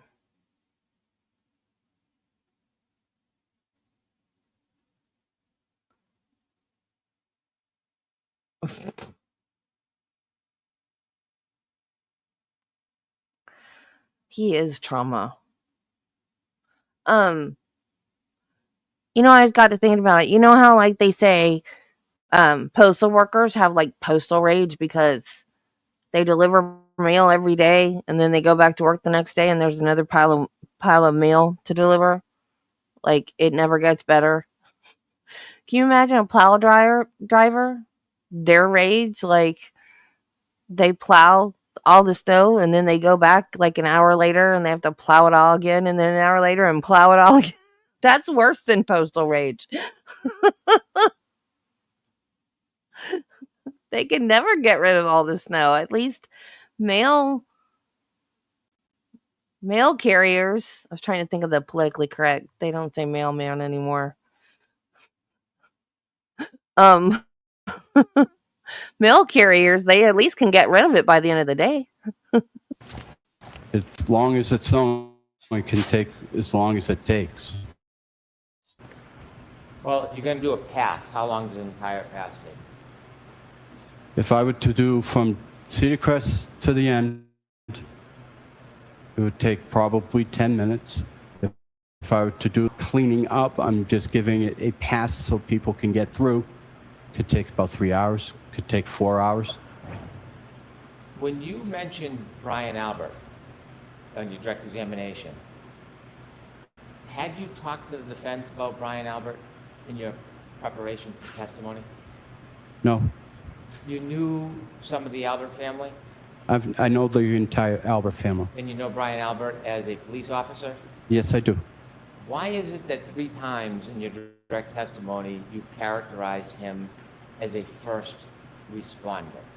Because he's a police officer, they're first responders. Police officers are Did anybody ever suggest to you to use the terms or the phrases first responder when you were describing Brian Albert? No one did. Those are my words. Since your trial testimony last year, have you received any more Nobody goes to focusing him, or Brennan. targeting of harassment? Ask it differently, Mr. Green. Since last year when you testified, have you received any recent aggression towards you for testifying? No, Have you had any further focus or problems? no.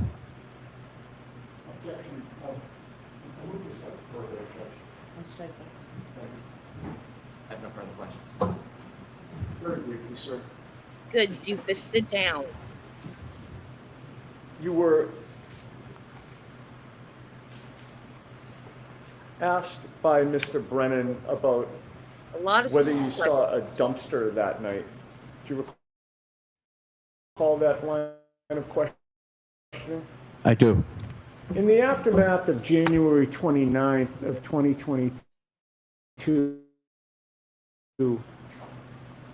was a dumpster all over the news for the next 3.5 years?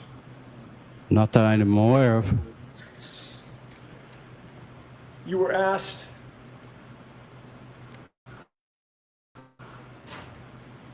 the defense investigator and giving a statement to the defense investigator. Yes. How soon after January 29th of 2022 was? Were the events fresh in your mind at that time? Yes. Finally, oh, actually not finally, I've got 2 more points, but they're both brief. You had mentioned that night you actually misjudged and hit a net. Yes. Can you describe the basketball apparatus that, and I'm going to ask you what part of it you hit, but describe what that looks like. It's got a base with wheels on it. It's portable, so you can move it in and out. And it's got the basketball frame, and it's got the backboard and then rim. Okay. So this is not a pole that was cemented into the ground, Correct. but perhaps we're all familiar with it, the black base that maybe you put sandbags on, Correct. that type of thing to keep it in place, but it does have wheels? Correct. All right, and you mentioned the net. The net is the rope netting that comes down, correct? Correct. There's also a hoop that keeps the net in place? Yes. And the pole? Correct. And the base? Correct. Of all those things, what part did your franking truck actually catch? It caught the net in the little bit out of the frame of the frame with the net. Correct. All right, now, finally, with regard to the 5:30 testimony that you gave last year, Yes. did you also testify that the last pass that you tried to make when the police were blocking the scene was about 3 hours after that 3:30 second up and down? Yes. So why is it last year that you testified that it was 3 hours later, but you came up with the time of 5:30 as the final time? As he's asking me these questions, I'm trying to do the math in my head. I'm sorry, math is not my strong suit. What time was it when you made that final pass, sir? 6:15, 6:15, 6:30. I have nothing further.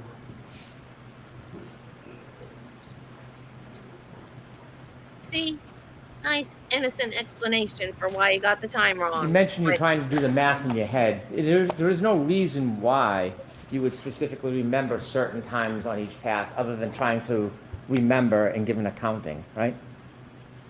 Could you rephrase that, please? Sure. You don't have your watch out on a certain schedule that you have to pass a certain street at a certain time. Correct. You weren't marking your times to some event when you were driving up and down the street that night, were you? No. So you're trying to go back with your memory and piece it together the best you can. Correct. And that's why you're giving estimates, yes? Correct. And when you spoke to those law enforcement officials, not Canton, not state police, and you said at 3 o'clock you saw first responder vehicles, that was based on your memory, wasn't it? Objection. It was based on your memory. Not at 3:30. Right. Do you know that there was a car similar to a Ford Edge in front of 34 Fairview around 6 a.m. that morning? I wasn't able to get in front of Fairview Drive, 34 Fairview, at 6 o'clock in the morning. Have you ever met Kerry Roberts before? I have not. Counsel just asked you if there was a lot of media about this case, and you said that there was. I Did he just ask you a question about whether there was a lot of attention on this case? Objection. so, Did he just talk to you about everything that happened after this case, all the attention on this case? Objection. Remember his question about all the attention after this case? He asked specifically a question about the dumpsters. And he said that wasn't subject to a lot of attention, was it? Correct. Right. But this case was. The case itself, yes. The people involved in this case were subject to a lot of attention. Correct. And you spoke to the defense investigator after this case, as far as attention is concerned. You remember speaking to the investigator on June 5th, 2023? Yes. And do you know, coincidentally, that is the day that the blogger put out the articles on you, accusing oh, you good of lord. not doing the right thing? Objection. May I approach? Yes.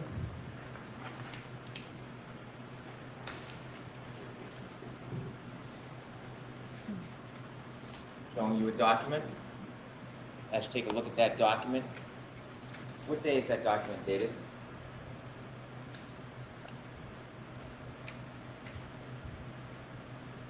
June 5th, 2023. Without reading it, that document talks about you. Correct. And your friends and people in the community talked to you about this article, didn't they? Not specifically this article, but they were sending me stuff that were being printed about me, yes. Why don't you take a little look at what's said and you can tell us whether that's the same type of information that was being conveyed to you through intermediaries.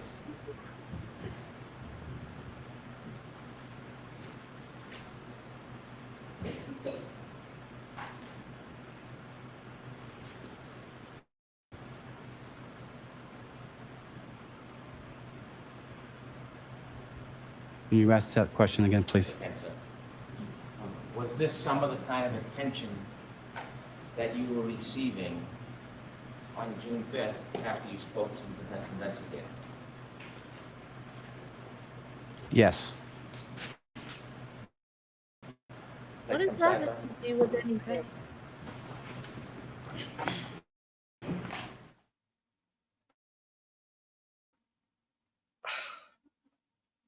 Good lord, Brennan.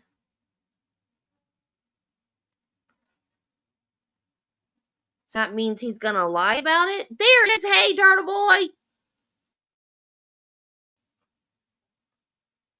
Look at him. He just grinning.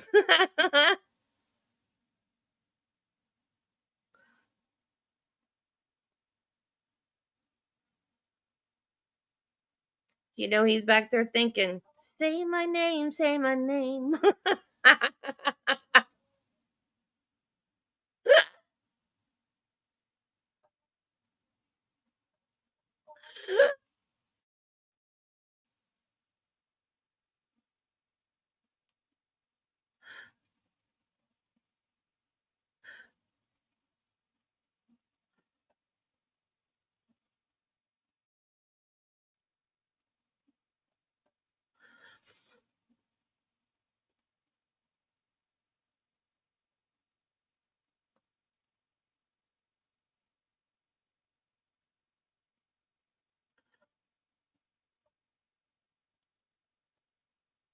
Jeez, Brennan, what a scumbag. I have never hated a prosecutor as bad as I detest this man. I mean, as a lawyer, but somebody that would do the things that he has done as a lawyer, I'm not sure I would like him as a human being because he's done some sketchy things.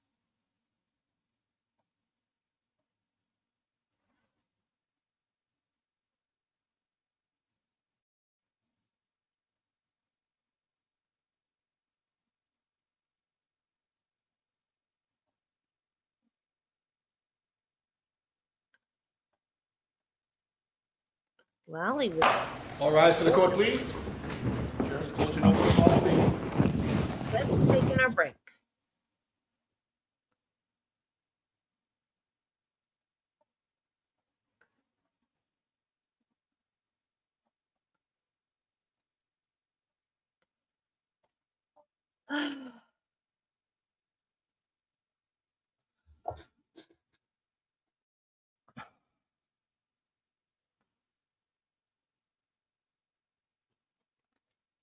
So I guess we're taking our morning break. Break while jury exits. Oh, does that mean we're gonna do something in front of the judge? Outside the presence of the jury? Are we gonna do something good? We're gonna have some more fireworks like we did yesterday? Uh-oh. Uh-oh. Crap. I put her arm on backwards. Did I put her arm on backwards? Wait, which arm is on backwards? Okay, there's the front. Oh, dang it. Dang it! I put her arm on backwards. Crap! Dang it, Debbie!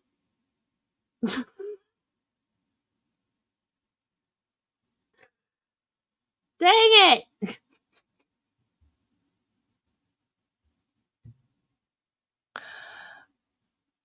No, it's a sidebar. Shoot. I gotta go redo her arm. I put her arm on backwards.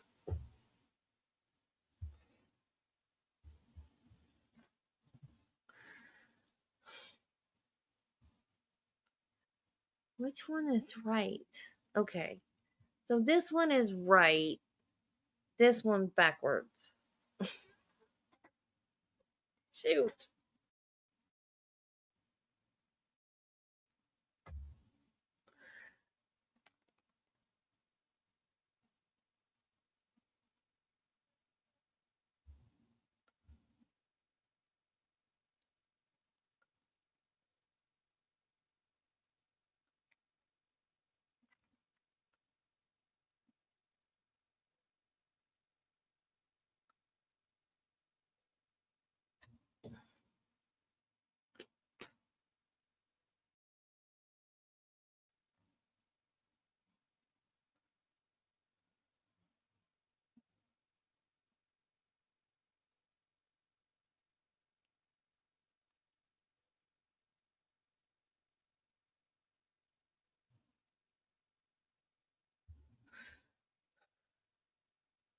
I do. I have patterns for cutesy little dinosaurs.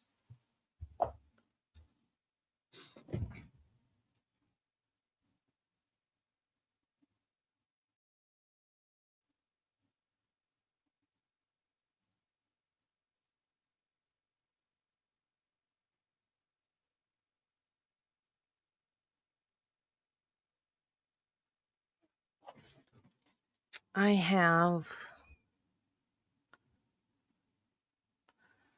Come on, StreamYard.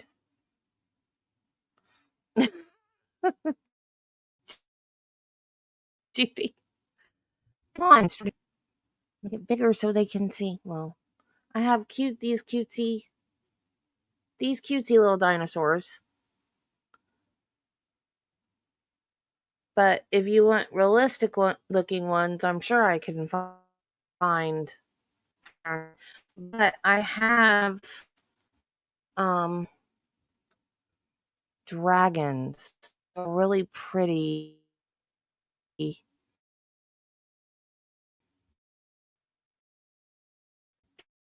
dragon pattern. Let me see if I can find my dragon pattern.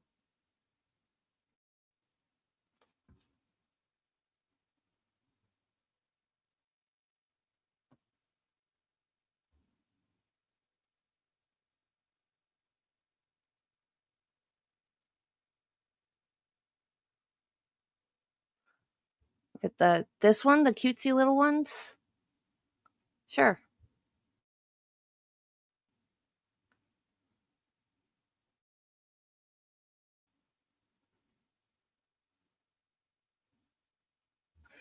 These, I don't even know if they still sell that.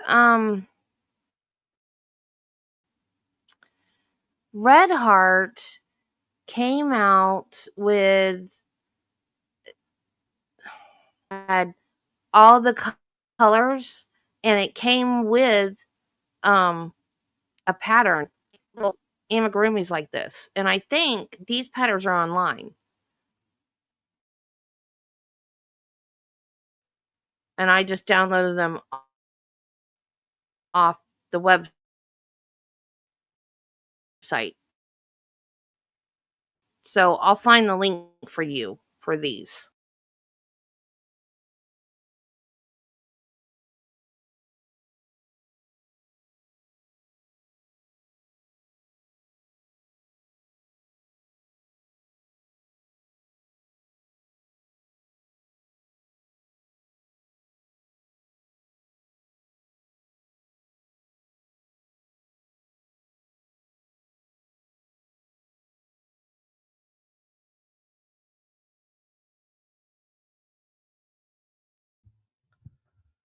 And of course it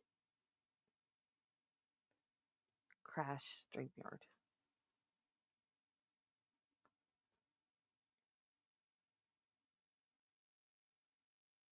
I made several of these and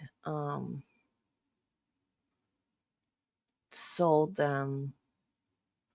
I sell these for I think $45 because they're very, very intricate, and they have wires in them, so you can I thought there were more pictures. Oh, there are.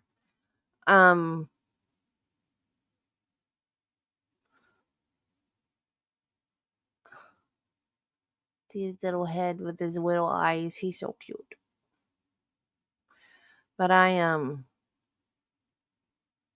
you put wire in him so you can pose. There's wire in his tail, and there's his back legs and his tail, and there's wire in his wings, so you can pose his wings.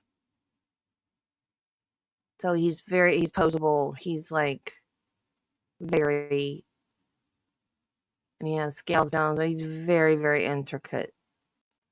And there's his tail with his. So I think I sold them for $45. A couple of people ordered them from me.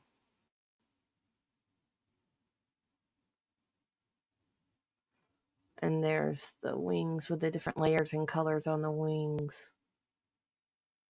I think, and there's the scales along his belly. I think I took orders and asked what colors, because you can make them whatever color you want. And then one person, see, there's the framework. But I put wire in mine. I think that's wire wrapped with paper. I don't remember if I wrapped mine in paper or not. I don't remember. It's been so long since I made them. And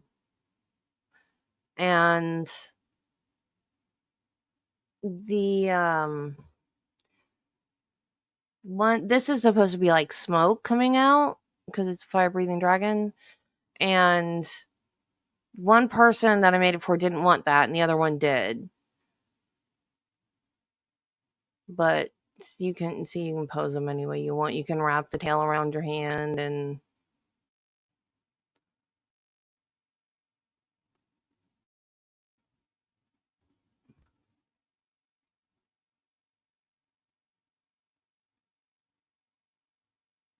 okay, where'd the trowel go? What are you doing? There it is.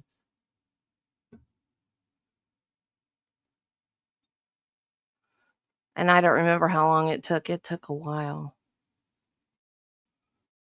Oh, let me see if I can find the dragon that I made, which I will probably never make again. Unless my girls ever have kids, then I'll have to. I don't remember what it was called. I don't know if I can find it.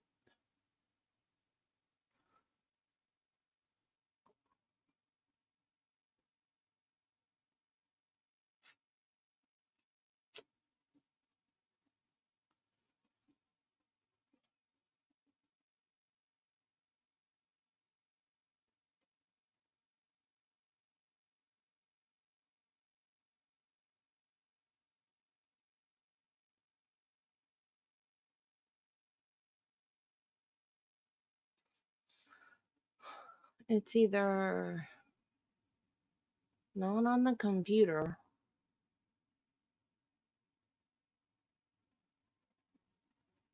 or I just am not finding it.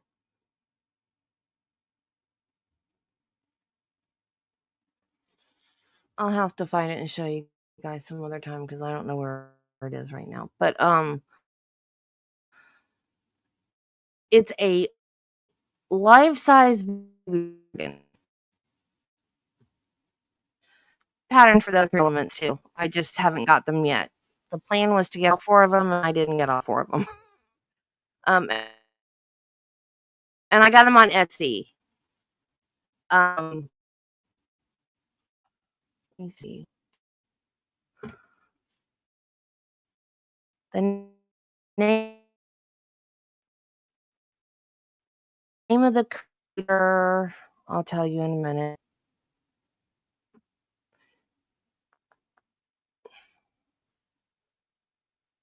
It's Crafty Engines.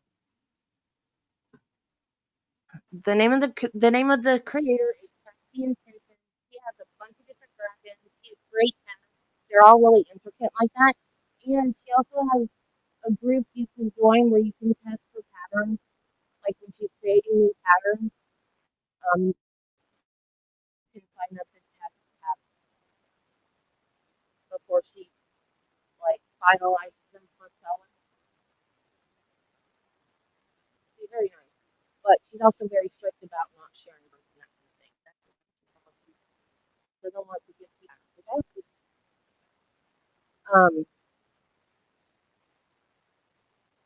And I will find the link to the dragon for you. Either that or I will scan mine. I don't think I have a digital copy on my computer because I think I just found the website and printed them out. So I've got like a printed out copy. So if I can't find it, I'm going to wait. I don't think to do it. So if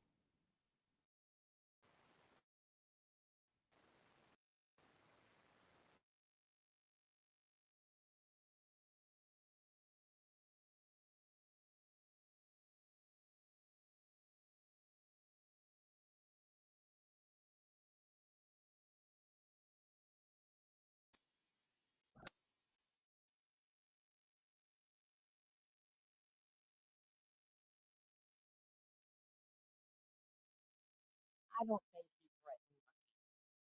He may have said Lucky needs to do the right thing, but I don't think he threatened him.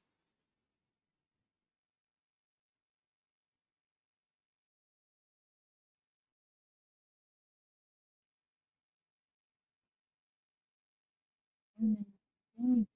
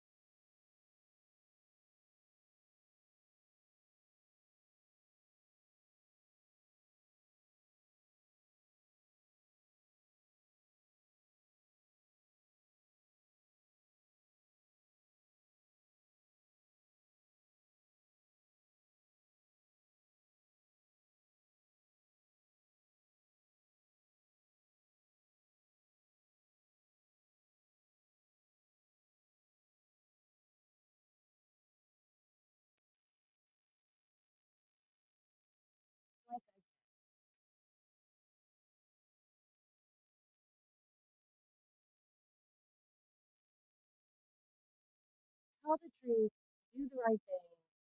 That is not a threat.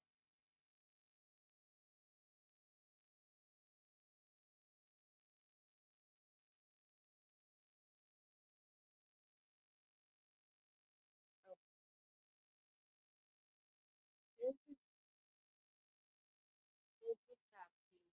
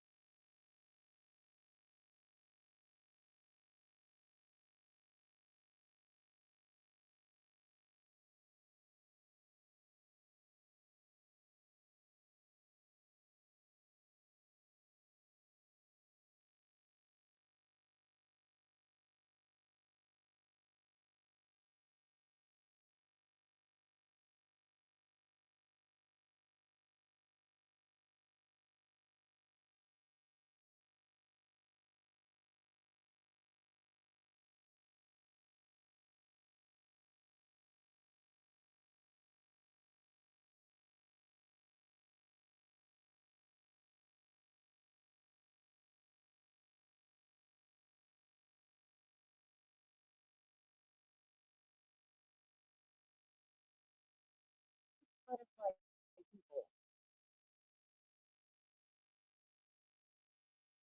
Oh, look at the crochet too. Wow.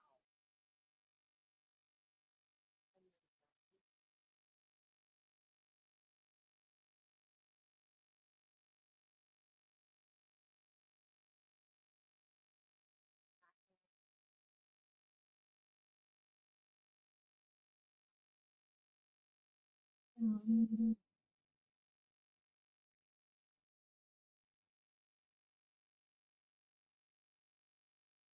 She's got add-ons that add on to her other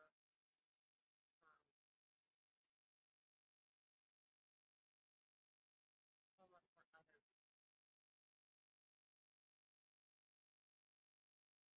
beautiful songs. I'm gonna find each other.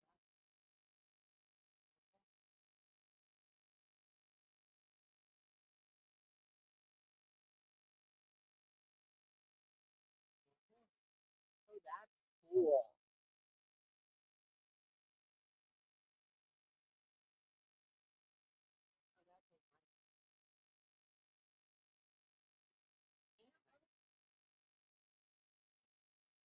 Oh, that's a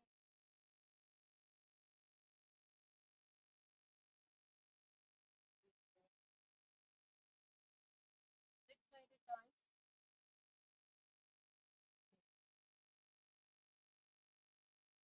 Oh, look at this salt pan.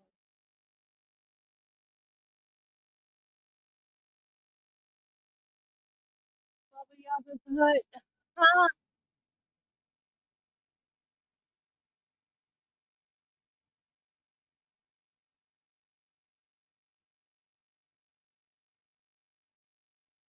Oh, I like that dragon. I like that one.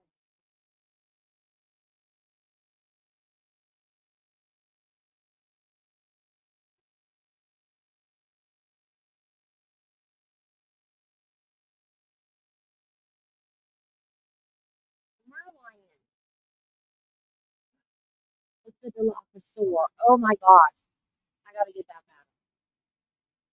I won't do it all rainbow, though. I'll do it green. Look, Carla.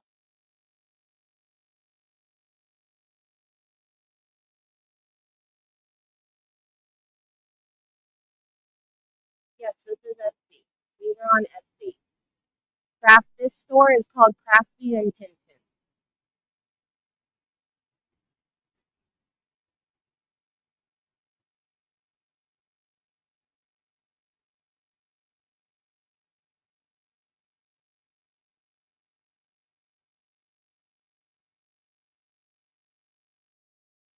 I love that Dilophosaurus.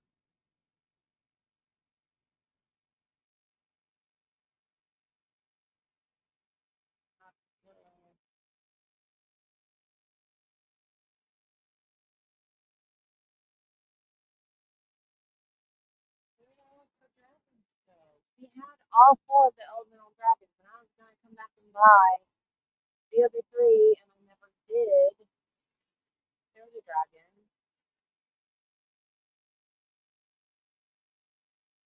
He's got like 211 patterns though, so we probably found that. Oh look, Nightmare Skeleton Horse, but that's a whatchamajigger from Harry Potter. What are they called? Thestral.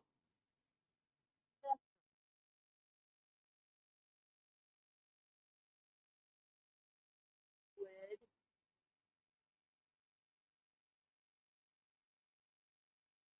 Sensory toy ball for babies.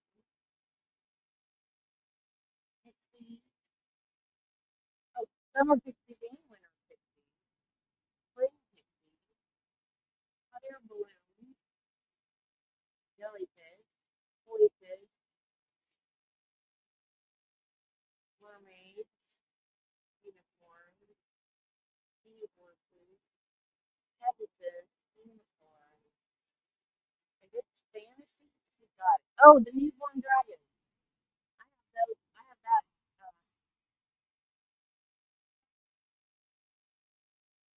I have that. Those patterns, the monster crochet, and the baby dragon that went off of me.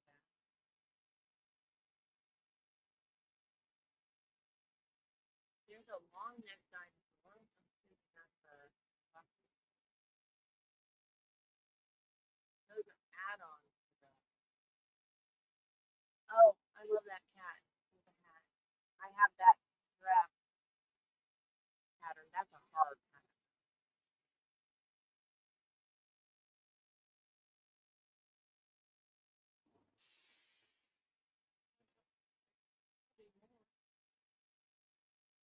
Does she not have the elemental dragons anymore? Or did I just miss them?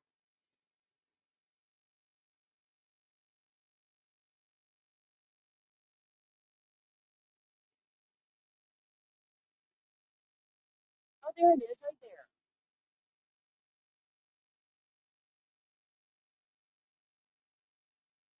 Oh, I don't know why I'm cutting in and out. The microphone is right up to my mouth.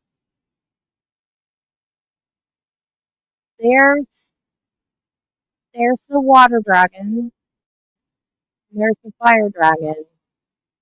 There's the air dragon that I showed you, and there's the earth dragon. They're all 650.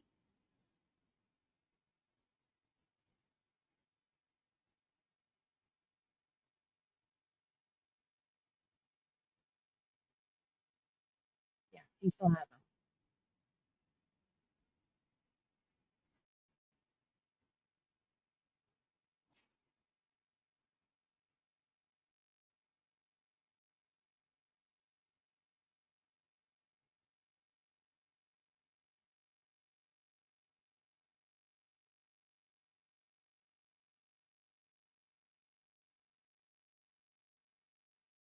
Okay. Well, let's see what Court's doing. Nope, Court is still on break. I don't know why. I am right up into the microphone.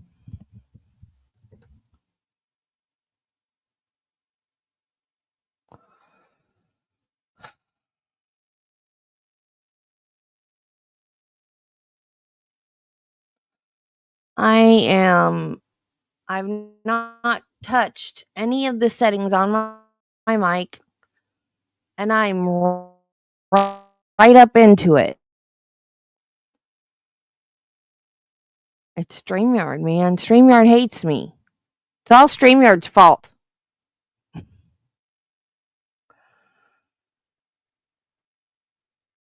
Maybe if I turn off my camera, even though I don't have myself.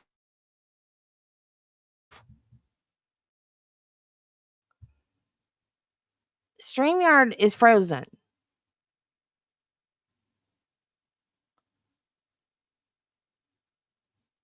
Let me reload it.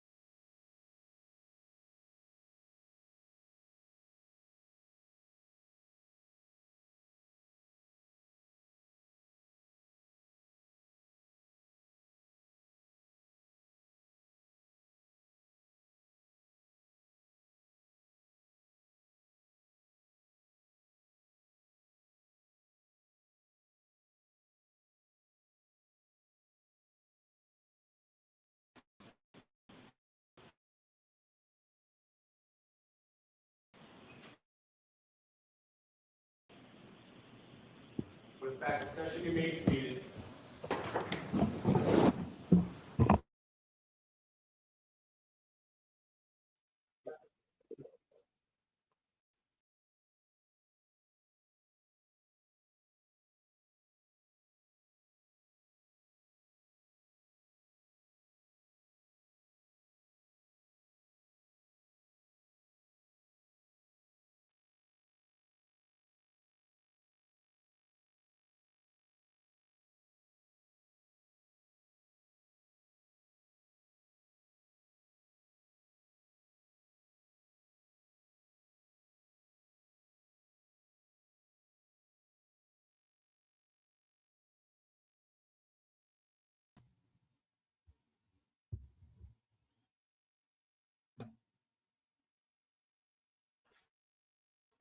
Yes.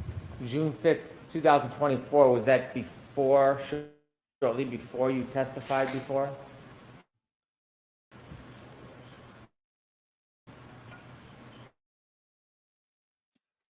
Yes.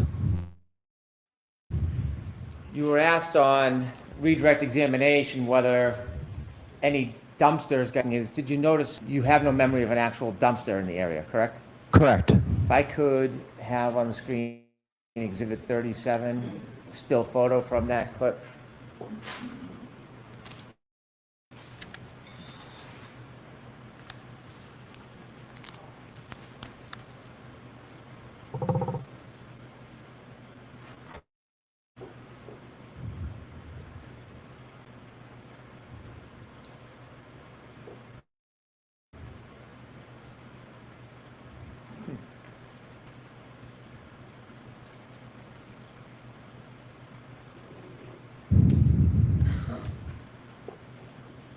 I have a moment, Your Honor. Sure.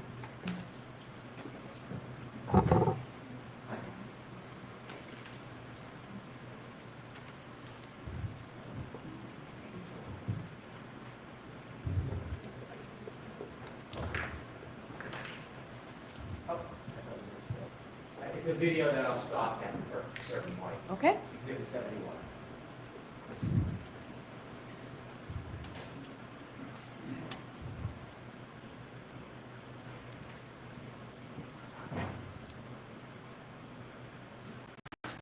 And sir, do you notice the big red dumpster to the right side across from Fairview?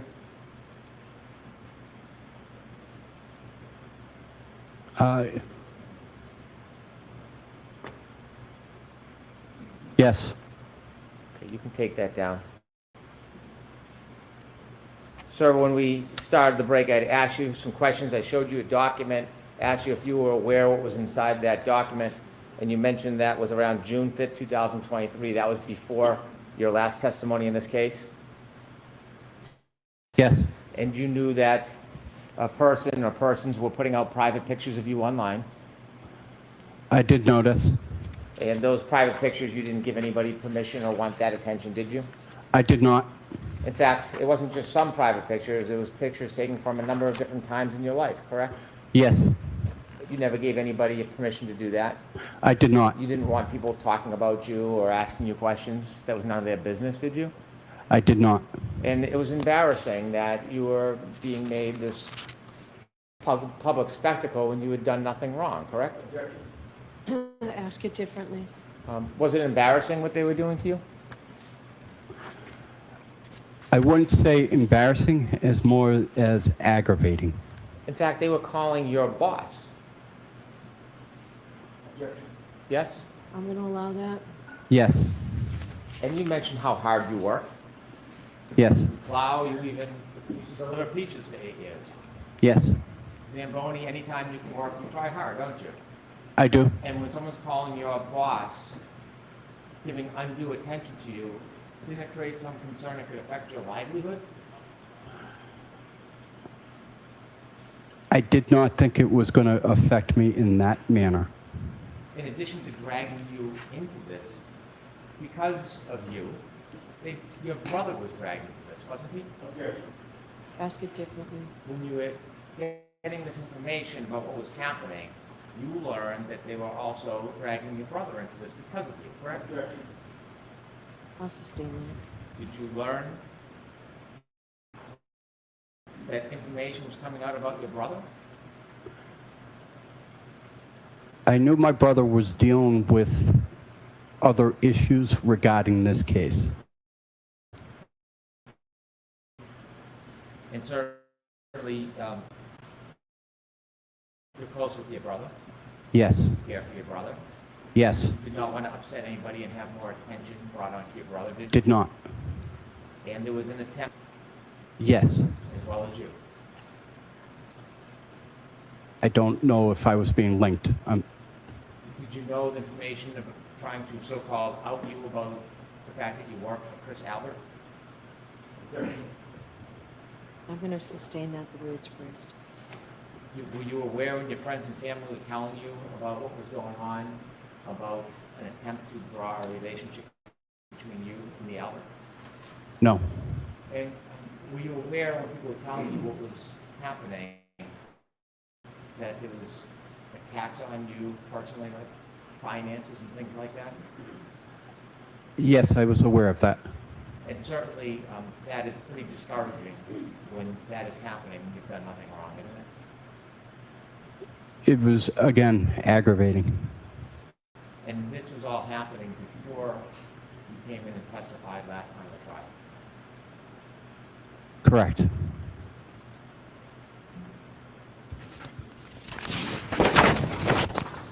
After you testified, things got better? I wouldn't say better. It's gotten a little more easily manageable. You were no longer being harassed, you were being embraced. Correct. May I approach? Yes.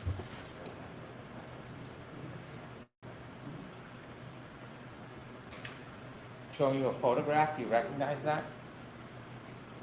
I do. Is that part of the embracing process after you testified a certain way at the last time? It was after I testified, yes. With redactions, I'm going to introduce a select portion of this. So I need to see what that is. Come to sidebar and make this very brief, please.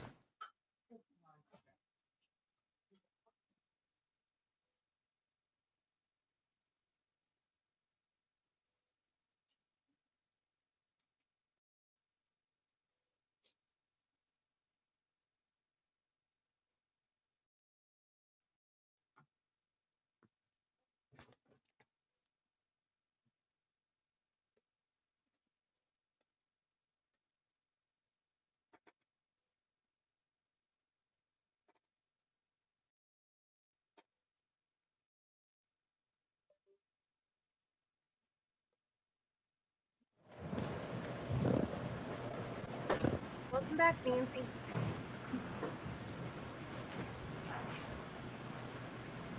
So that's next in evidence, Madam Clerk. Madam Court Reporter, please. 212.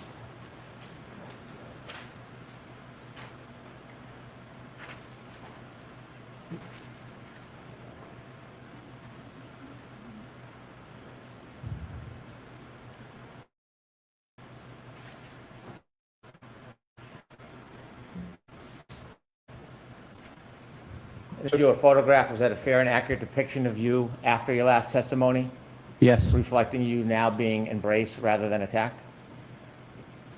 Yes. Could we show the photo, please, Ms. Gilman, with the court's permission? Yes.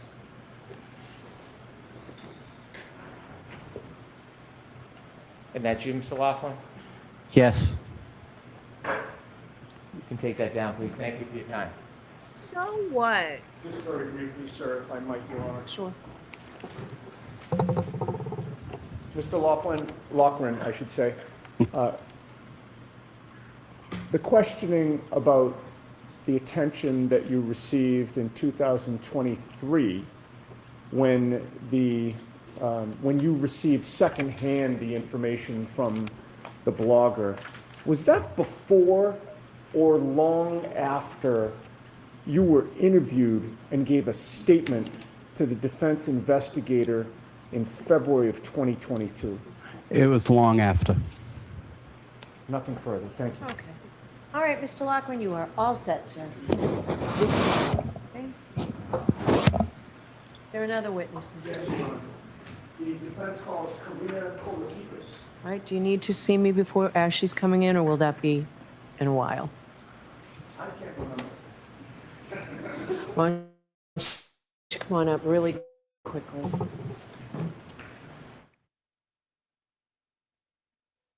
Nancy, he got attention after the first trial. Everybody loved this man. They wanted their pictures taken with him and everything. And Brennan tried to use it against him.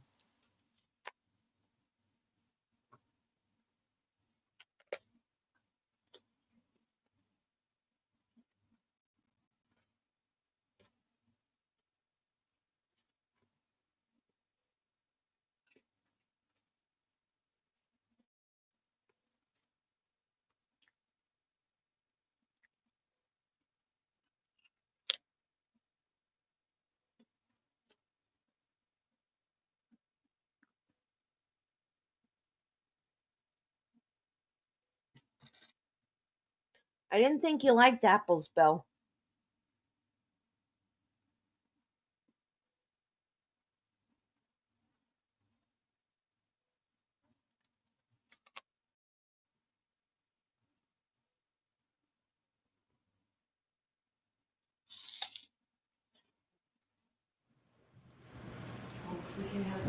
Why'd you ask for it if you're not going to eat it?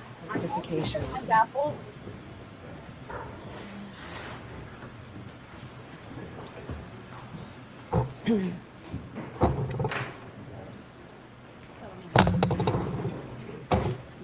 Follow me.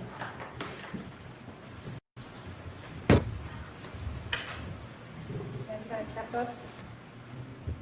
Face the clerk and raise your right hand, please. You solemnly swear the evidence you give before the jury in the case now is the truth, the whole truth, and nothing but the truth, so help you God. Good afternoon. Good afternoon. May I proceed, Your Honor?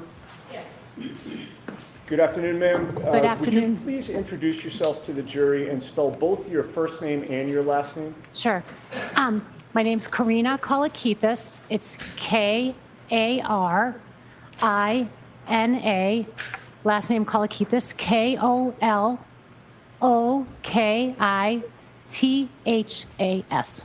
That's almost as bad as your name. It's long. In what town do you live, ma'am? I live in Canton. How long have you lived there? We've lived there for 22 years. Where did you grow up? So I initially grew up in Randolph, and then we moved to Braintree, and I finished my last 3 years of high school and stayed there till I was married. And where did you go to school after high school? So after high school, I went to Northeastern University. I did the pharmacy program there. And what is your profession? I'm a pharmacist. How long have you worked as a pharmacist? So total years is about 30 years as a pharmacist, but I have been at my current job for about 24 years. Are you married? I am married. To whom?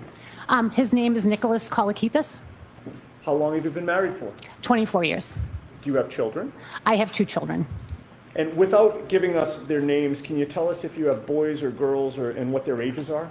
So I have 2 girls. One is 19 and one is 17. Have you raised your children in Canton? Yes, I have. Do your children play sports, or had they played sports in Canton? I have both girls played sports in Canton. One actively is playing sports there, and one is in college, so she's not playing sports. Understood. What sports have your girls played? So they primarily played basketball, and my youngest plays lacrosse as well. From raising your children in Canton and attending their sporting events, I'm assuming, have you met other parents with children on your daughter's teams? Yes, I have. Specifically, did you come to know Jennifer and Matthew McCabe? Yes, I have. And is that the way that you came to know them? Correct. Typically, that's how we came to become friends with people, through the sports. Now, prior to January 28th of 2022, how long had you known Jennifer McCabe specifically? I would say about 10 years or so. And during that time, what was the nature of your relationship with Jennifer McCabe? So we were just friends through the kids. Multiple kids did different sports. They played on different sports teams, so we were friends through that. And how often, or if at all, did you socialize with her and or her husband? So typically, sometimes if the kids had play dates, it was mostly my youngest daughter, to be honest. So her daughters were good friends and played on similar sporting teams. So they would have play dates and stuff like that. So sometimes we'd see them after a game, or if they had a play date or something like that. And I'm sorry, it's a little loud with the fan. If the last part of your answer, if I didn't hear it, I'm thinking the jurors might not have heard that. You said it was mostly after games? After sporting, after play dates or, sports and stuff like that. I see. And would there be times where, after a game you go out for pizza, that type of thing? Yeah, you'd go out for pizza, or the girls would be like, "Hey, Mom, can we have a play date? Can a couple of the girls, come over the house and Okay. do stuff Now, like that?" Prior to January 28th of 2022, did you know John O'Keefe? So I knew John O'Keefe same way. His niece and my younger daughter were good friends, are good friends. So same thing, we knew him through the sports as well. My husband coached his niece in a couple of teams, and they also played soccer together, so that's how we knew John. And do you remember how long you would have known him for before January 28th of 2022? I would say about 9 years or so. And what was the nature of that relationship? Friendly. Didn't like go out with him, but we were friends. Like we saw him all the time. He would, take my younger daughter with him. We just saw him all the time. So weekly, I would say. Sure. What about Karen Reed? Did you know Karen Reed prior to January 28th of 2022? So same thing, met Karen through John. And I believe the first time I met her was at Jennifer McCabe's house sometime in 2020. 2020. Correct. So this would have been during the pandemic? Correct. And do you see Karen in the courtroom today? I do. Would you please point her out and describe what she's wearing? She is wearing a blue suit at the table with her lawyers. Okay. May the record reflect that the witnesses identified Ms. Reed? Okay.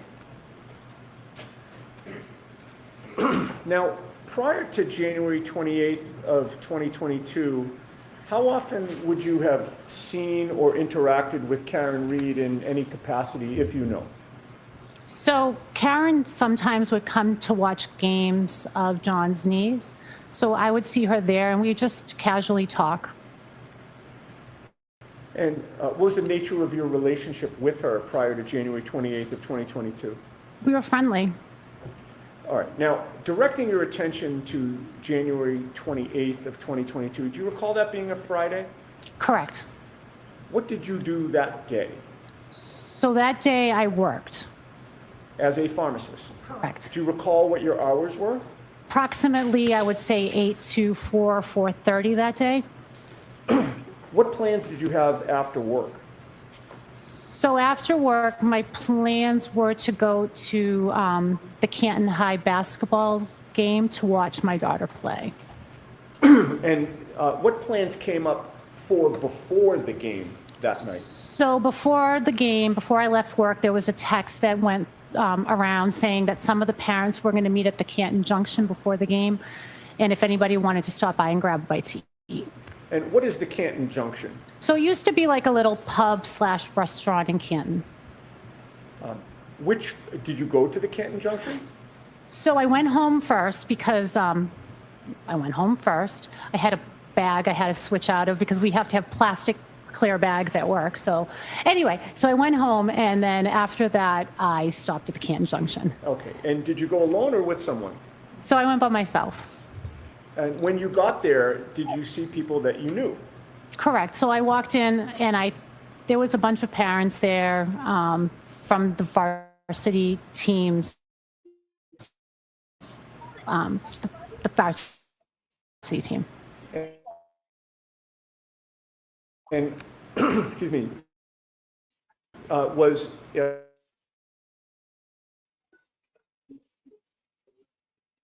I believe Matthew McCabe was there. I don't believe Jennifer went to the Canton Junction. Now, I would say less than an hour. do you recall about what time it was that you would have been leaving there? I'm not really sure. The game started at 6:30, so before 6:30. All right. And when you left the Canton Junction, where did you go? I went to Canton High School to watch the game.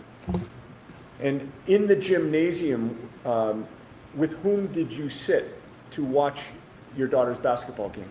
I'm not sure who I sat with, but it would have been those parents from the varsity team, whoever was there and wherever there was a spot. Was it generally a custom that the parents of all the kids on the team would kind of congregate together in the stands? Correct. Do you recall what time the basketball game ended? I believe the game ended around 8:30. Where did you go after the basketball game? So after the game ended, I went down and waited on the court for my daughter to come out of the locker room, greeted her, the players, and then I said to everybody, I'm going home. Okay. And you did go home? Correct. I went home after the game. And having now made it home, what were your plans that night? So my plans were to stay home. I was tired. I worked all day. watched the game. I was pretty much done with the day. So my plans were to stay home. At some point, did those plans wind up changing? So then I started getting text messages from my husband saying, you should come out. We're going to go to the waterfall. And I said, no, I'm not coming. And what is the waterfall? So that's a restaurant that has a bar, and it's on in Canton on Washington Street. Okay, so you've given your husband the stiff arm, so to Correct. speak, right? You're Correct. not going. Not going. So what happens? So then he keeps on texting me. He's like, I'm at the waterfall. You should really come. It's fun. There's a band. And I was like, oh, really? Like, I don't want to go. And then my kids got involved with the conversation. And how did that affect your decision? So they started saying to me, Mom, you never go out. You never do anything. You know, Dad's by himself. Just go. Keep him company while he eats. So I reluctantly went. All right, so you were guilted into it. Guilted 100% into it. All right, so where did you go? So then I went to the waterfall. Do you recall about what time it was that you got to the Waterfall Bar and Grill? I believe I got there approximately 9:30 or so. And when you first arrived there, who was there, if anyone, that you recognized? So my husband was there, and then I recognized Jennifer and Matt McCabe. And what happened after you got there? So after I got there, I walked in, and I said to my husband, I'm like, where is everybody from the basketball team? And he said, I don't know. They all sort of split up. He said, don't worry. Just hang out here. I already ordered a sandwich, so just hang out with me while I eat, and then we'll go. And were you introduced to anyone? Yeah, so then Jennifer McCabe started introducing me to all her family. So I got to meet a lot of them. It was fun. It was a good time. And do you recall specifically who you met? So I think I believe I met. Well, she sort of just introduced me to whoever was at the table. So I'm not sure 100%, but just like the niece, her sister, her brother-in-law, like people like that. All right, the Albert family? Correct. And when you're being introduced to a bunch of people at once, it can be tough to keep everybody's names straight at the time? Right, it's kind of overwhelming. There was a lot of Jen's family. Now, what were you drinking that night? So that night I drank water. And the whole time you were at the waterfall, did you drink anything else except for water? I only drank water that night. Now, was there a point when you were going to leave the waterfall before they closed up for the night? I'm sorry, can you repeat that? Sure. Sorry. You wound up leaving at a certain time, correct? I never left. Well, you left because you're in court today. You're not still at the waterfall. Okay, correct. So what I'm trying to get at is, at some point you left the waterfall, but was there a point before that where you were planning to go? Correct. All right. Tell us about that. So my husband had eaten, and I said, you know what, I think I'm going to get going. And I was about to get going, and then John and Karen walked in. Okay. And when you say John and Karen, you're referring to? John O'Keefe and Karen Reed. And why did that change your plans? I was excited to see them. I liked Karen, so as soon as I saw her walk in, I was like, hey, I'm going to stay. I want to talk to her. And what did you notice about John O'Keefe's mood when he arrived that night? So John was very happy. His niece had just gotten into a private school called Bishop Fian, and that was like the first thing he was talking about. He was elated that she got in, and he was telling everybody about that. And thereafter, how much interaction did you have with John and or Karen? Karen and I probably spent the entire night talking, maybe give or take some time that we didn't, but the majority of the time Karen and I were speaking together. And if you had to estimate, how long a conversation did you have with Karen?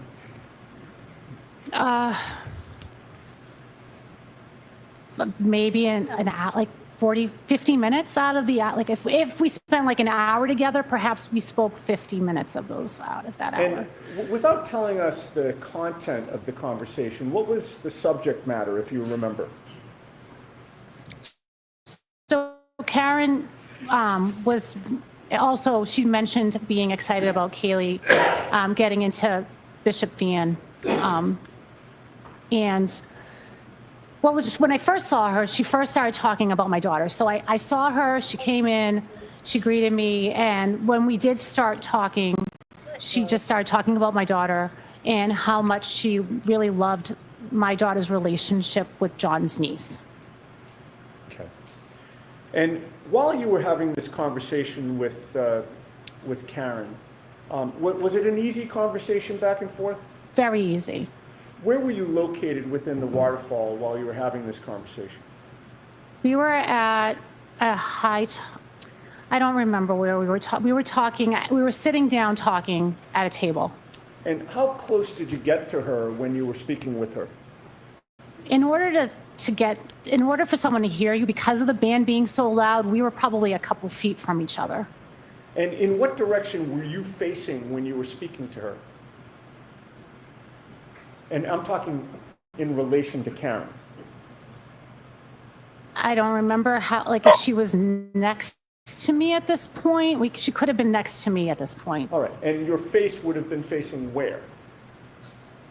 At her. Okay. That actually was the question. I'm sorry. This is kind of a stilted way to talk, but I have to ask the questions this way. We were face to face. There you go. All right. So in other words, Karen was also facing you when she was speaking to you? Correct. Did you notice what Karen was drinking? So she was drinking a drink it was a clear liquid out of a clear glass, and I assumed it to be alcohol of some sort, but I'm not sure. And while you were talking with her, can you describe, was the conversation coherent? Very coherent. Was she making sense? She was. Was she engaged in the conversation? She was. And did you make any observations regarding her sobriety? She seemed fine to me. And you're a pharmacist, correct? I am a pharmacist. And you were that night? I was that night. How much interaction did you see that Karen had with John O'Keefe? They had some interaction. And was there one specific interaction that stands out in your mind, then and today? And I'm talking about a physical interaction. When they hugged at one point. Okay. And did John come over to Karen at one point and do something? He did. What did he do? So John went over to Karen and he gave her a kiss on the forehead. Okay. And that kiss on the forehead, why did that stand out to you? So honestly, I'd never seen something like that before, a boyfriend do to a girlfriend in public. Never saw that. So it just stood out to me. I was like, wow, that's the sweetest thing I've ever seen. Can we cue up Exhibit 22, Mr. Wolk? I'd like to go to approximately 11:36 and 41 seconds. And if we can, well, first of all, have you seen that video before, ma'am? I have. Do you recognize the 22 pics? When you were there that night? Correct. And you've previously identified that as being a fair and accurate video of that night? I do. If we could zoom in, well, first of all, again, let me try and lay a foundation. Where would you be, if you recall, at the waterfall within that video? To the right, to the left? I'm in the right, in the black top, sitting on a chair. Okay, could we zoom in on that area, Mr. Wolf?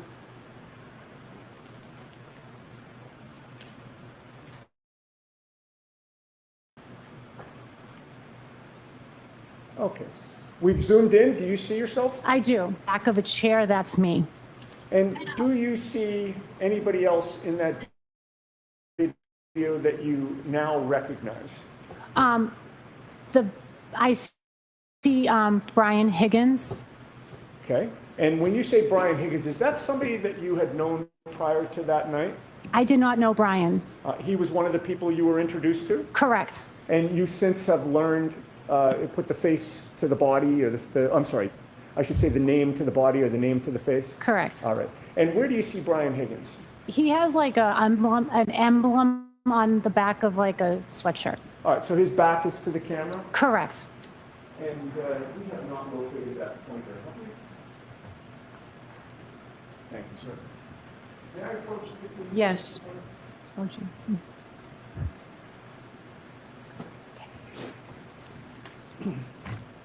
Now, if you can, ma'am, would you please use that pointer to show where you are first? That's me. Okay. And Brian Higgins? That's him. All right. Do you recognize, at this point in the video, do you recognize anybody else? Not right now. Okay. If we could start to play it, Mr. Wolf. And stop for a second. I would ask you, as soon as you recognize somebody else, if you'd speak up and tell us to stop, and we'll pause. Okay.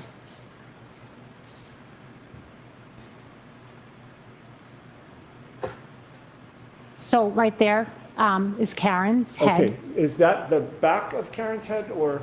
Correct. So that's the back of her head. All right. And then you're by the way, just so the record's clear, over Mr. Higgins' shoulder, there appears to be a face looking forward on the right shoulder. You see that, right? correct. You're not referring to that. You're referring to the long hair that's in back of that face. Yeah. Correct? Could I point to it Sure. again? Okay. So I'm referring to that head right there. Understood. Okay. And, And then- I think you had said something else. And then that right there is John O'Keefe with the hat. Okay. There's a ball cap. Correct. And on the video, as we're looking at it, it's to the right, up the top. It's to the right of the PM chyron there, Right up the to the top right of the screen. Correct. Sorry. If we could continue to play. What's a chyron? Stop. Timestamp? What do you see? So I see John giving Karen a kiss on the forehead. Is that what you saw that night? I did. I was looking right at them when it happened. You were facing them. I was facing them. And what about Mr. Higgins? Where was he facing? It appears that he's facing them as well. That happened right in front of him. That's what it looks like. If we could play further. Well, that's better than the way it was in the last trial. Didn't even see that much in the last trial. Okay, you could stop and we can take that down. Thank you, Jessica.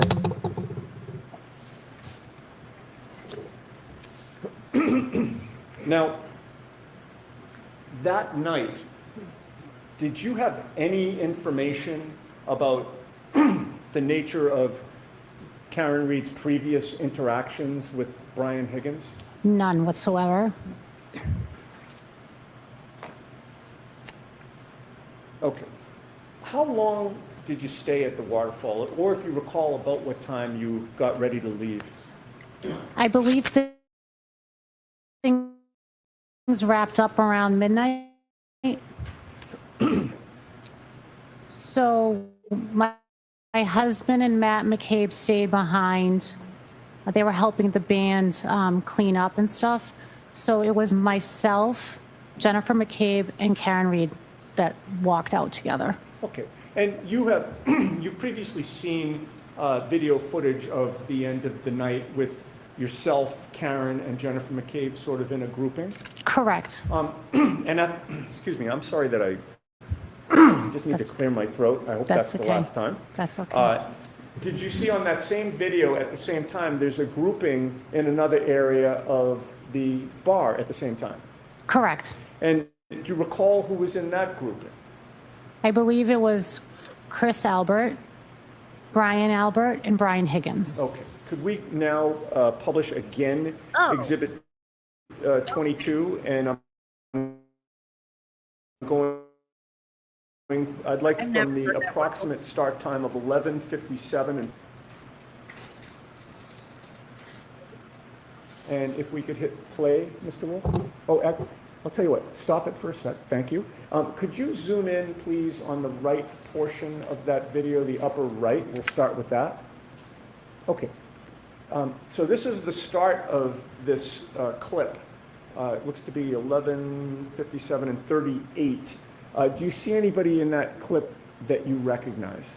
Yes, so I am the person with the jacket with the fur around the hood, and Karen Reed is the other woman that I'm talking to. All right. We could play that, Mr. Wolf?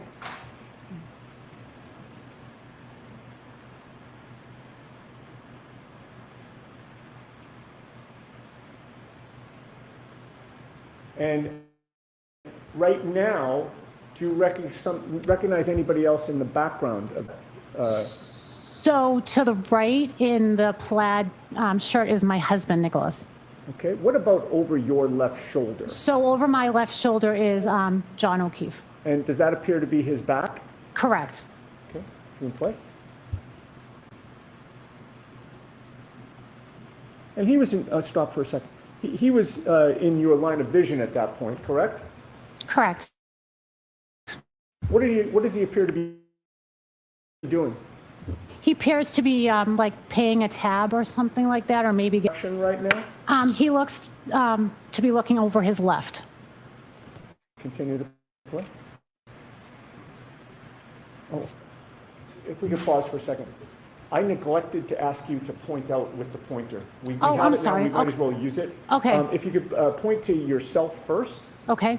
So that's me. All right, Karen That's Karen. and John O'Keefe. That's John. Okay, continue to play, Mr. Wolf.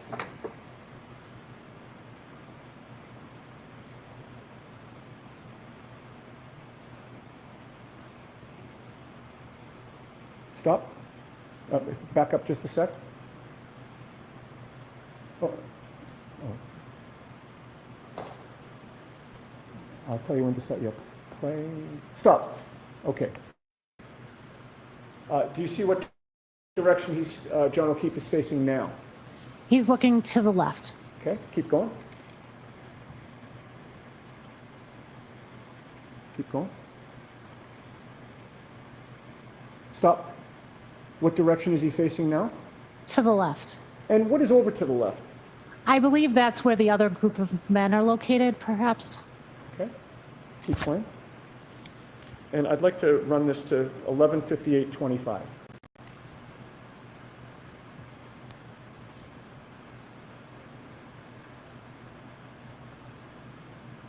Stop. At this point, his whole body is turned to the left, correct? Correct. And he appears to be facing where the other group of men were? I'm sorry, repeat that? He appears to be facing in the direction of where the other group of men were? Correct. Continue to play, all through until 11:58:25.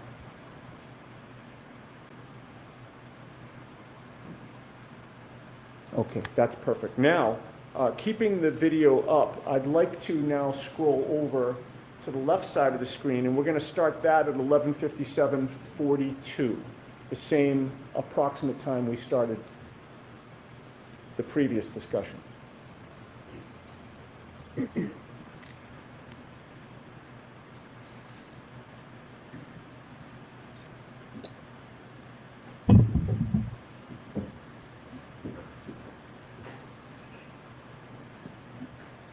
Stop. Okay. You've previously described the other three men. Are you able to identify them on this video now in this still frame clip? I believe I am Okay. able. And who do you see? I see Chris Albert, Brian Higgins, and Brian Albert. And which one is which? Chris Albert is the one that grabbed Brian Higgins' arm, and Brian Albert is with his back towards us. Okay, now I'll ask you to use the pointer and point to Chris Albert, please. That's Chris Albert. On the right. Yep. Where's Brian Higgins? That's Brian Higgins. In the middle? Yeah, in the middle. And that's Brian Albert, Okay. I believe. And with regard to Brian Higgins, which direction is he facing? He's facing the left. He's facing to the left? I mean, I'm sorry, he's facing to the right. Okay. And the direction that he's facing in, who's over there? Sustained. What is over there? Is that the direction of the bar? Sustained. Okay. Continue to play, please. Stop. Did you see he grabbed his arm a second time? Correct. And Brian Higgins is facing in which direction this time? He's facing the bar area. Continue to play, please.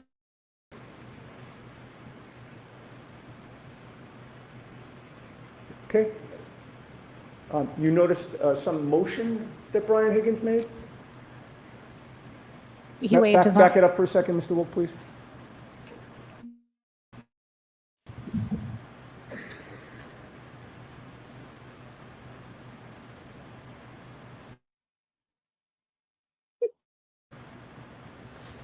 Stop.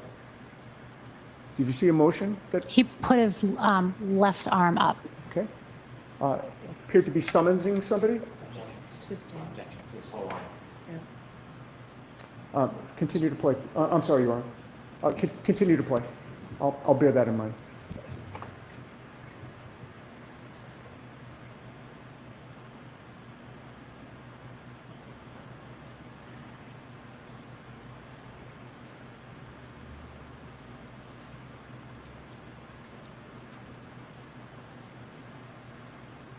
Okay, we can stop there.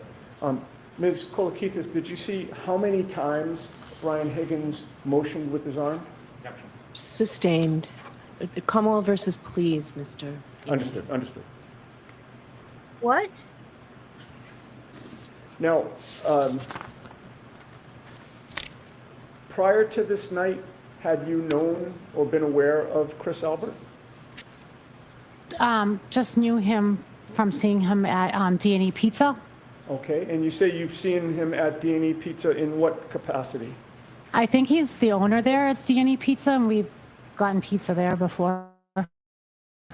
And you'd been in that establishment before? Correct. And with regard to Brian Albert, have you had any interaction with him, either that night or before?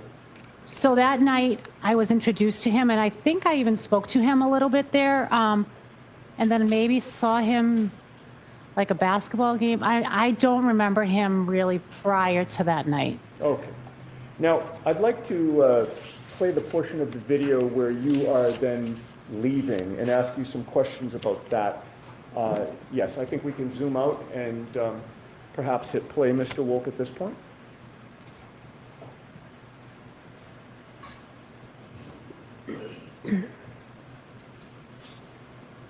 And pause for a sec. If you could use the pointer and just point out again where you are at this point.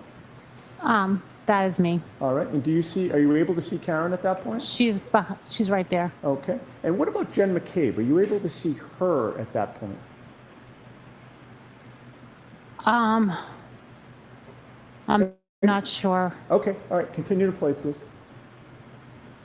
And stop for a second. I should have asked you, if you do see Jennifer McCabe enter the picture, could you alert us? Okay. Continue to play.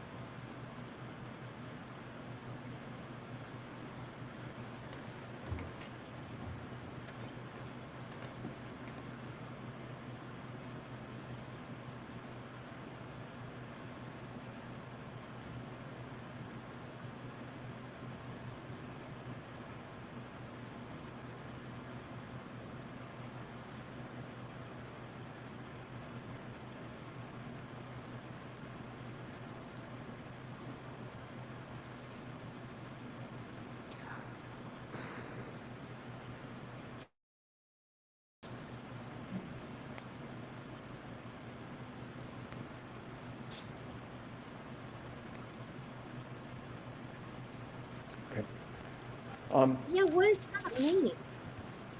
I don't. When you can turn the lights back on. When you were leaving the establishment, Whom did you leave with?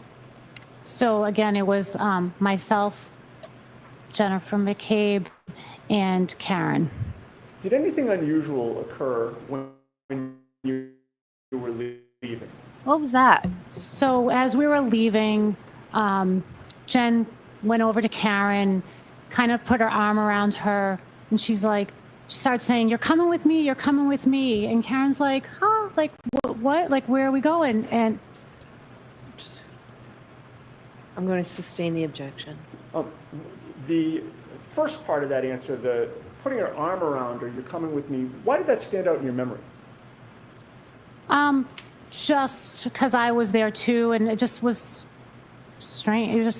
It was just like, "You're coming with me." Like, it was just something that stood out to me. You weren't included. I mean, no, it's fine. I mean, it was just stood out, you know? Yeah. Did Karen go with Jen McCabe? No, she did not. What did you see her do? So then, out of the clear blue, thinking that Karen was going to go with Jen, I see Karen with John. And where did you see Karen with John? I saw them just I was parked across Washington Street, across from the restaurant, and I just saw Karen and John like walking down towards what used to be Amber Road, a place. It used to be Amber Road. It used to be Amber Road, yeah. Is that a Amber Road cafe? Correct. It was like a restaurant. It was like a little cafe shop. And did you figure out why they were walking in that direction? That's where I think Karen had parked her car. Did you have any concerns about Karen being able to drive that night? I had talked to her all night, and I did not notice anything strange about her. Like, I didn't think anything of it. And once you parted ways, where did you go? I went in my car. And what was your last image of seeing Karen and John that night? It was just them walking towards the car. If I may have a moment, Your Honor. Okay.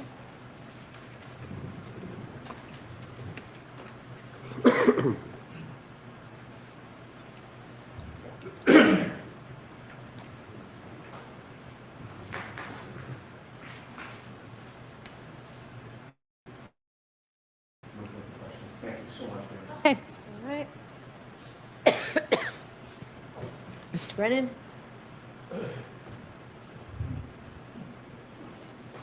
Good afternoon. Good afternoon. Was your last image of Karen and John, both of them walking to the car and Karen walking to the driver's side door of that car? Correct. That night it was a celebratory mood? Correct.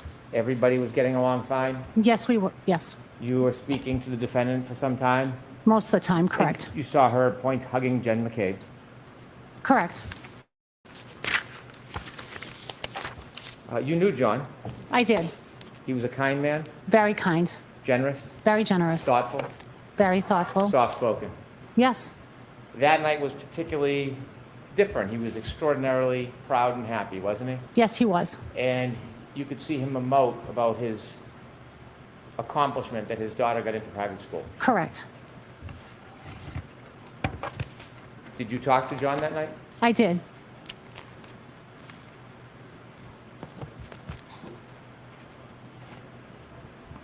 No further questions, thank you.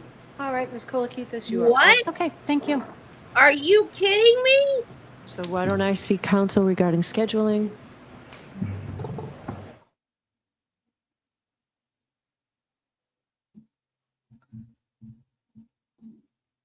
You're not going to try to attack her memory of the evening?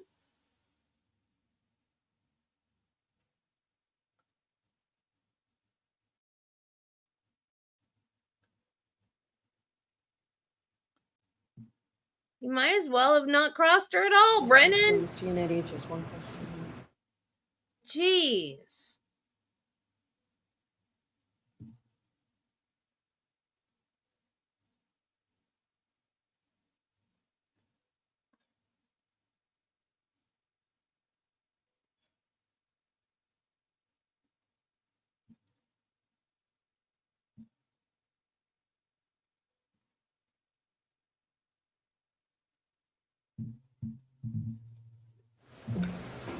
So I'm going to talk to the lawyers about scheduling. I'm actually going to send you back to the room and bring you back. We will definitely be out of it by 1 o'clock, so a short, and if they could just, Paul, they could just go back for maybe 10 minutes and we'll bring you right back. All rise for the court, please. If we're not going to do any more witnesses, why is she not just going to let them go now?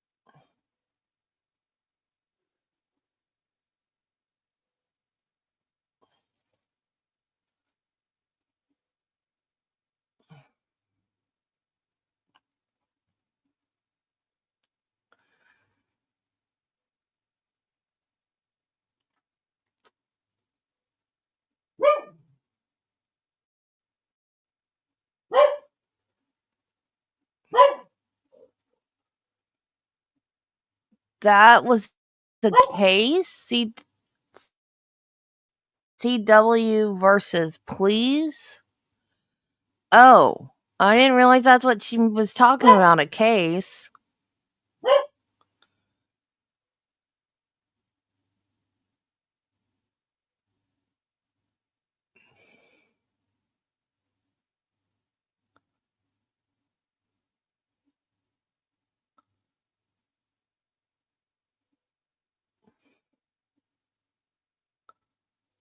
Huh.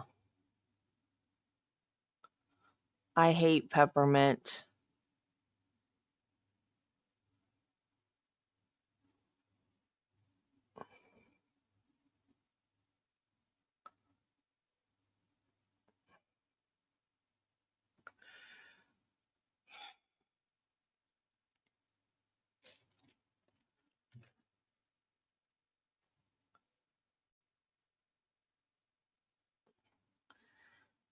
Yeah, my chemo nurse, my first round of chemo, my chemo nurse was had bad migraines and she just started getting Botox injections for it. That was back when they first started doing that. I was like, "Oh my god, you're kidding me."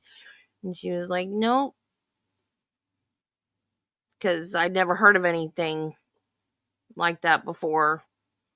But trying to remember, had I gotten, I can't remember if I'd gotten my doth piercing. I can't remember when I got my doth piercing.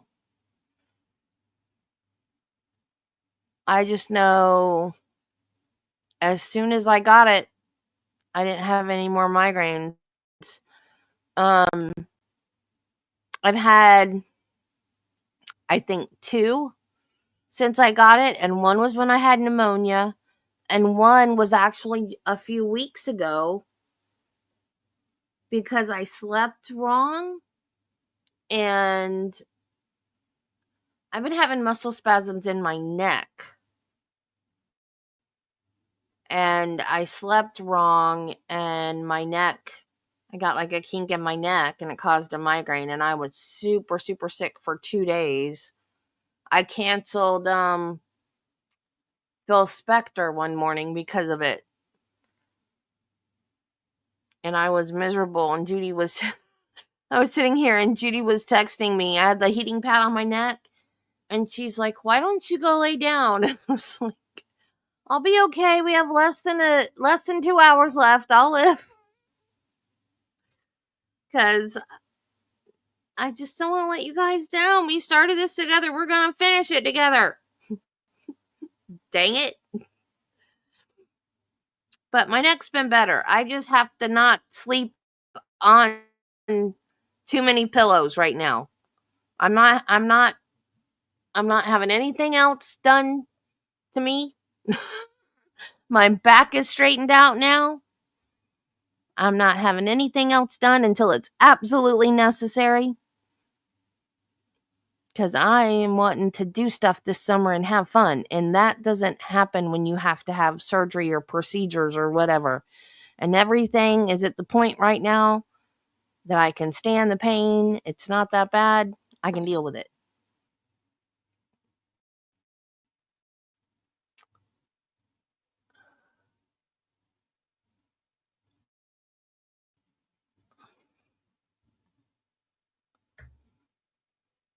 It is spelled Daith.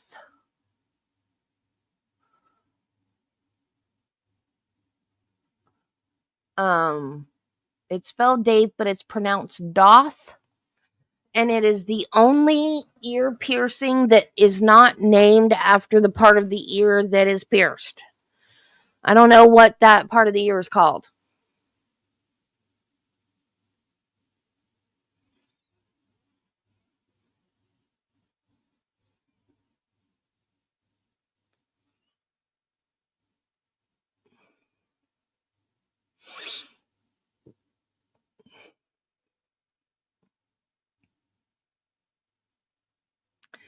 Something else that's good for muscle spasms is pickle juice. I probably need to order some more pickle pops.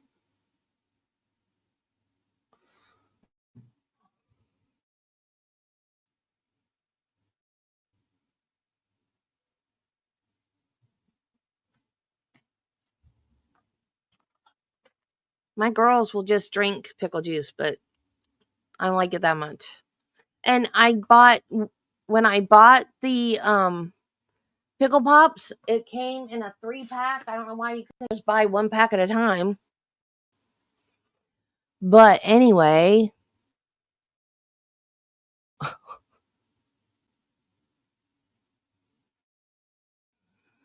I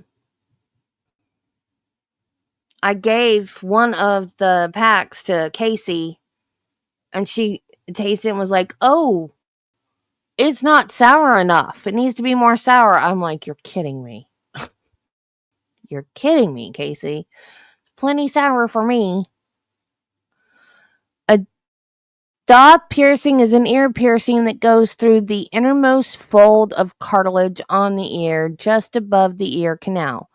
It's located on the helix crus, which is the ridge of cartilage where the outer edge of the ear connects to the inner part of the ear.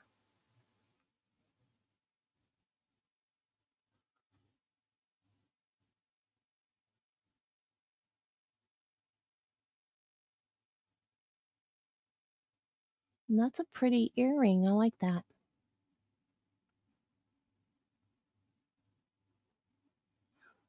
Oh, yeah, I like the taste too. But I don't like to drink the juice. I like it in pickle pops. I like it frozen. I've never frozen it myself. I just bought pickle pops. I never thought of freezing it before. Yeah, I got mine at a tattoo parlor too. I think it cost $70 at the time.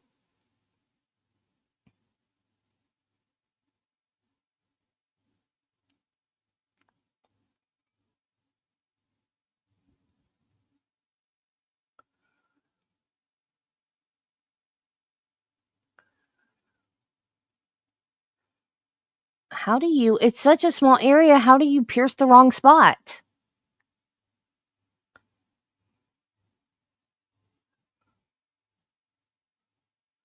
So yours didn't work, Jill?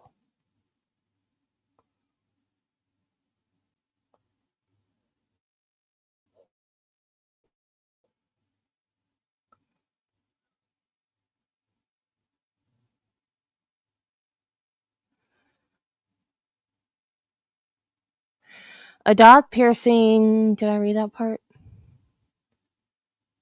Because it's a small curvy piece of cartilage, it can sometimes be hard to pierce, and once it's done, most people don't change the jewelry often. It's very hard to change the jewelry. Very, very hard. I don't change it unless I have to. It can take months to heal, try a year, and can easily become infected if not pierced or cared for correctly. Mine did not get infected, but you get these weird cartilage bumps that hurt, and I put tea tree oil on it twice a day, and then more if I thought about it, to help heal the bumps. Still, some people with migraine have reported that their doth piercing resulted in reduced pain during migraine attacks, leading others to seek out the piercings exclusively for their potential to reduce migraine pain. It is important to note, however, that any reported results are widely believed to be placebo. I 100% disagree with that, because I used to have them for weeks. I'm talking weeks. I've had a migraine that lasted 2 weeks before, y'all, and I don't get them anymore. I don't. I get very, very slight tension headaches still, but nowhere near to the degree that I had them before. I used to get tension headaches that turned into migraines. I get, like, if I have a headache, I didn't know what it was like to be like, oh, I have a headache, but yet still be able to get up and do stuff and function with a headache. If I had a headache, I was in bed. Even like just a tension headache, just like a regular headache. Because my regular headaches always turned into migraines. Not anymore. I can have a mild headache, like a regular headache, like a normal headache, like a normal person headache, and be up and still do stuff. Now I don't get them anymore. I can still go, and like, even one of the worst migraines I ever had was from brain freeze. Like when you drink a cold drink too fast, like a Slurpee too fast or whatever. Brain freeze would turn into a migraine. I went to, it's not there anymore, Boardwalk and Baseball. There used to be a theme park in Florida called Boardwalk and Baseball. I drank a frozen lemonade too fast and got brain freeze. And I was with a church group, and they were in Pizza Hut having pizza, and I was puking in the bushes outside from my migraine. And I called my mom. This is when I was a teenager. I called my mom, and I'm like, Mom, what do I do? I'm sick as a dog. They're in there eating pizza. I'm puking in the bushes. No, I got it after my fibro. And she said, have them go to a store and get some frozen peas. And it was an overnight trip, so I had a nightgown with me. She said, get your nightgown out of your luggage and put the frozen peas in your nightgown and put it on your head. So I was in the back of the church bus, sleeping on the bench seat with my nightgown with a bag of frozen peas on my head.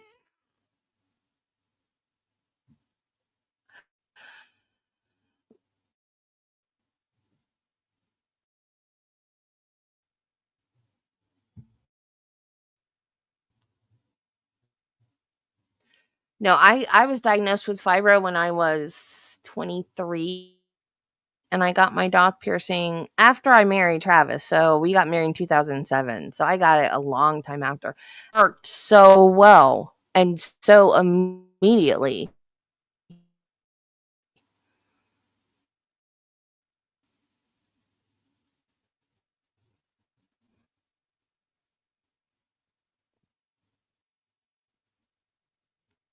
Like I said, the only time I've had 2 migraines since I got it.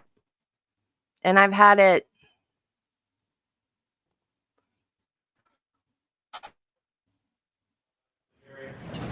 I'm not even sure. It's been since before the pandemic, I know.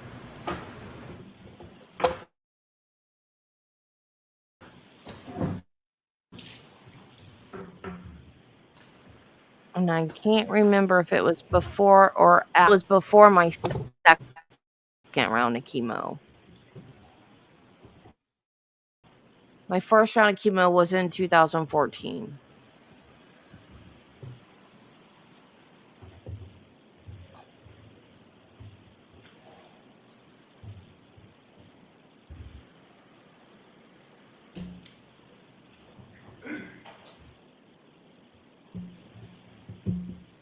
Floor is back in session. Please be seated. I was 6 when I had mine.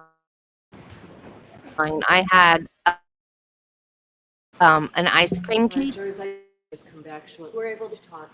I am assured not only are we on schedule, we are ahead of schedule. I understand tomorrow's supposed to be very hot. Court officers are concerned about how we're going to keep in the air conditioners going and be allowed to hear the talkers. Everybody's in agreement that because we're ahead of schedule, we give you tomorrow off. All right, so we won't be in session tomorrow. We will be in session Friday all day. So those same reminders, please do not discuss this case with anyone. Don't do any independent research or investigation into this case. If you happen to see, hear, and read anything,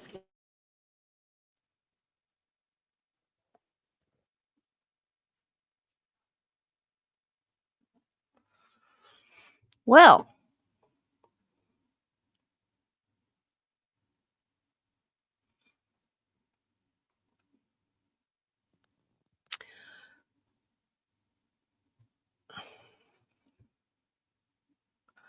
um,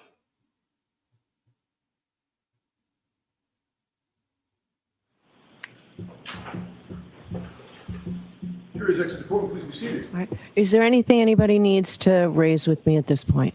No, Your Honor. Okay. There is one outstanding motion, it's a motion for reconsideration. It's denied.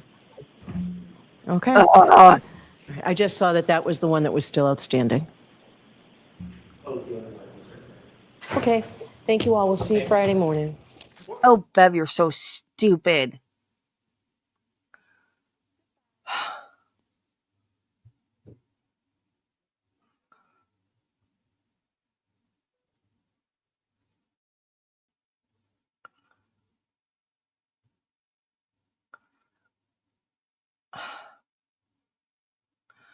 I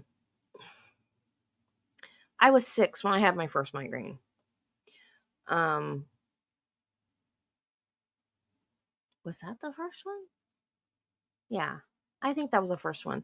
We had ice cream cake from my 6th birthday, and I guess I ate it too fast, and I got a brain freeze, and I got a migraine.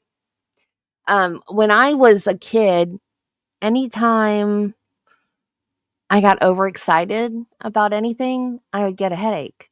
And one of the times I got a migraine was at Walt Disney World because I was afraid of Captain Hook.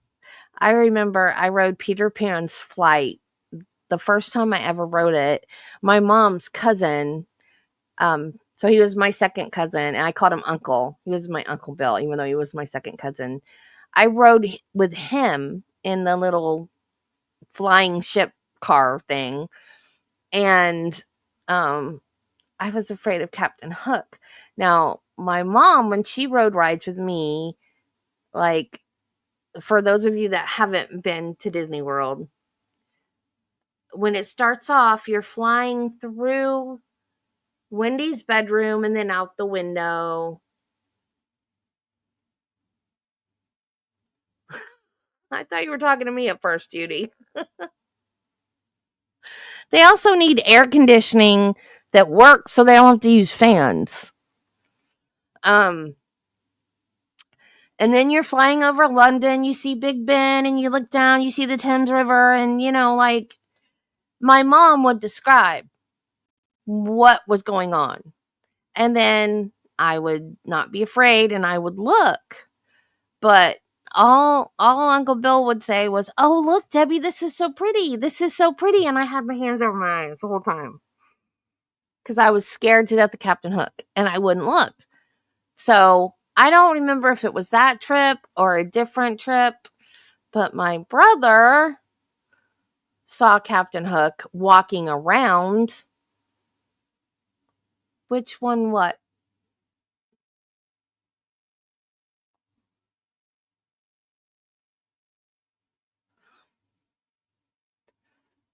Which one what, Judy?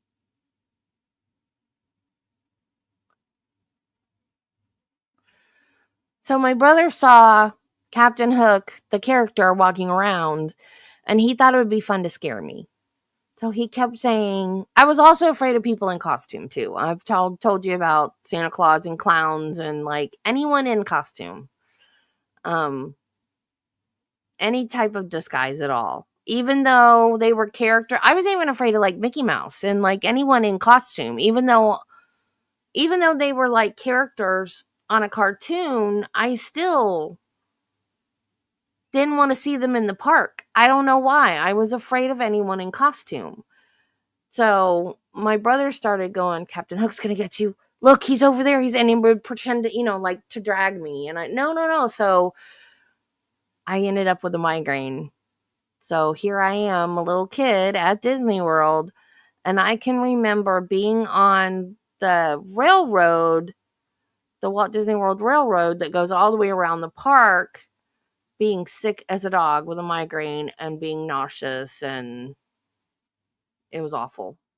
And then we ended up the rest of the trip in the first aid office.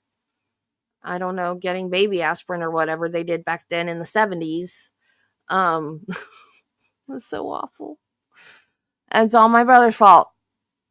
So, I was very young when I started getting migraines. So,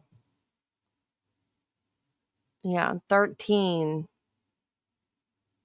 13's young too. But yeah.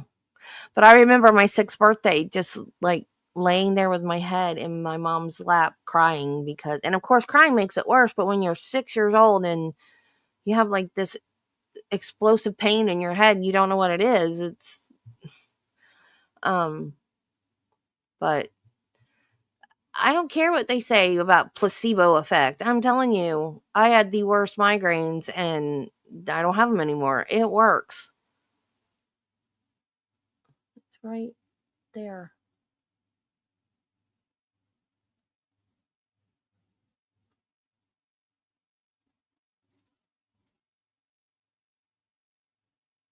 That earring right there has saved my life, y'all.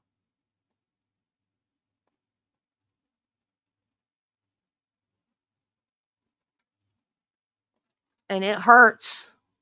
But when it's done, it's done. I mean, I've never had kids, but I imagine it's equivalent to that. When it's over, it's over.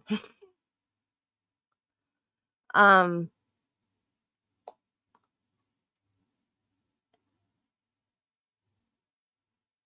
the ball just fell off.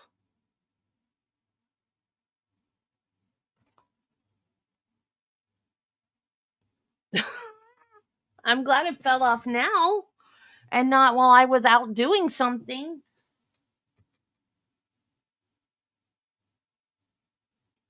Now I have to struggle with it to put it back on. They're hard. They're very hard.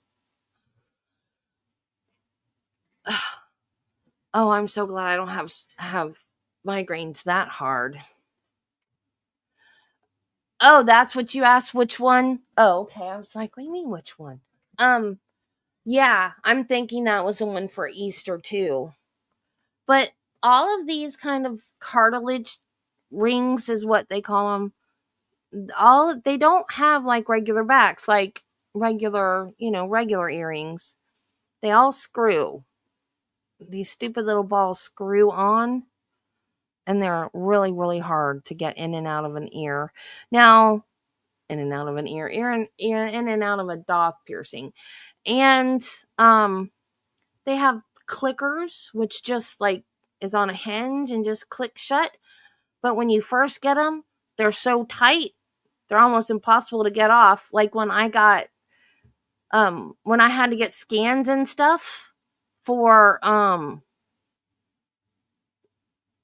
cancer and everything, and MRIs for my back and other stuff.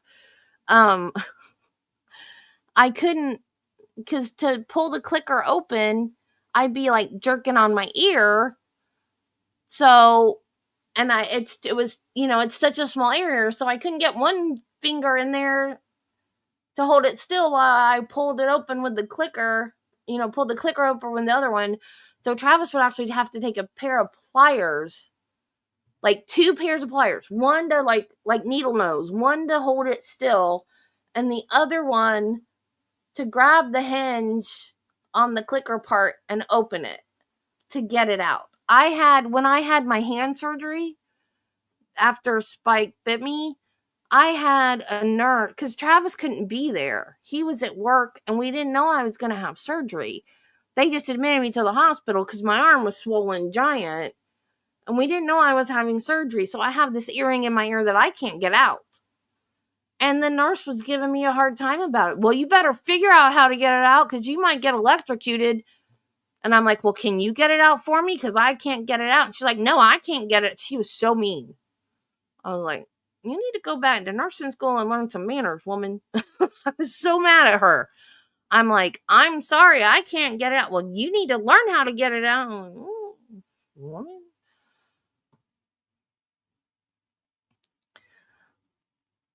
Yeah.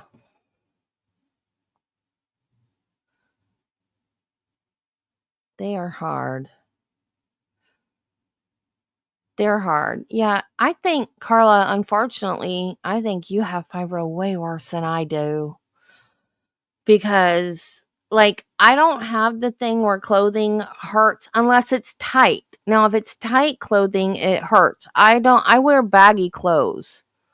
I don't like tight clothing. Now, my stepkids, they like their clothes tight, and I just look at them and hurt. I'm like, why? Why do you have to wear that so tight? I don't understand. Isn't that uncomfortable? And they're like, no. Like, how?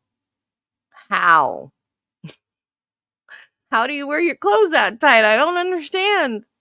But they do. They don't like anything being baggy. I like my clothes baggy. And it might not be attractive. I actually had a boss on my job evaluation put that I looked frumpy. I'm wearing a nurse's uniform. How else am I gonna look? I actually got that on my work evaluation that I looked frumpy. I'm like, I'm sorry, woman. What do you want me to do? I'm not gonna have my nurse's uniforms tailored to fit me. I mean, geez, come on.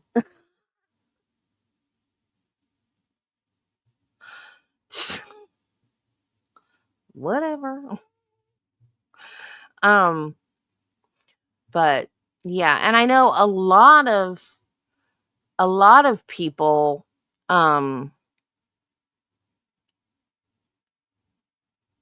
can't even be like hugged or touched or, my dad used to, that thing, I don't know if you guys, maybe it's a southern thing because Biggin was talking about it one time on his channel and people were like, we have no idea what you're talking about. I think he said a horse chomping corn. I don't know what my dad called it, but he would do this thing where he would grab my knee and squeeze it. And there's a certain spot, I guess it's the same nerve or whatever, when the doctor like hits your knee to check your nerve, your reflex, but it's on the side. And if you hit it just right, it'll make your leg jerk. It's kind of like a tickle spot in your knee. I don't know how else to describe it. And my dad used to do that to me. And I would like, stop. And he'd be like, I'm not hurting you. And then after I got diagnosed with fibro and he'd do it and I go, stop. And he'd go, oh, I'm sorry. I forgot. It's like he understood after that, yeah, he really was hurting me. He just didn't realize it before. It's like all of a sudden he understands. He understands that, yes, things hurt me that don't hurt other people.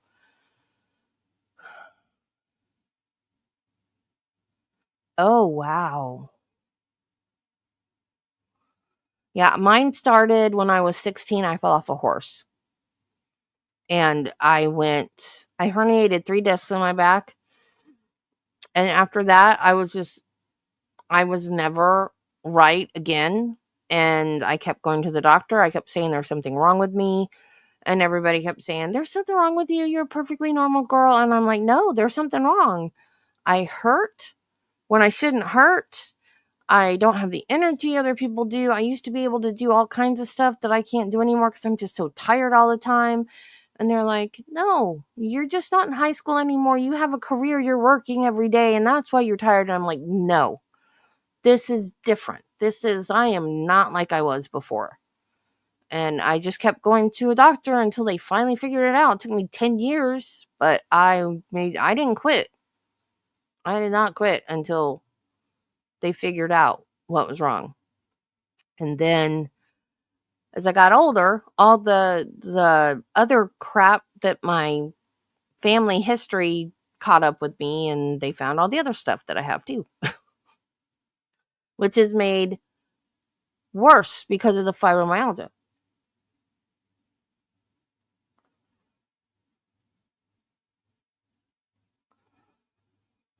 Oh, no, at least I'm glad that I don't have that where I can't be touched.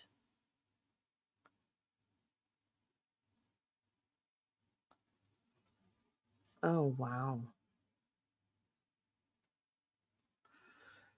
Yeah. It doesn't help when you're clumsy either. My tailbone still hurts from that. Well, that wasn't clumsy. That was just that water slide. My tailbone still hurts from the water slide. But not I mean, it takes a while for that to heal. I'll be fine. It doesn't hurt bad. Um but I'm going to try to start walking a little bit every day. One, for the weight loss, because I'm stuck.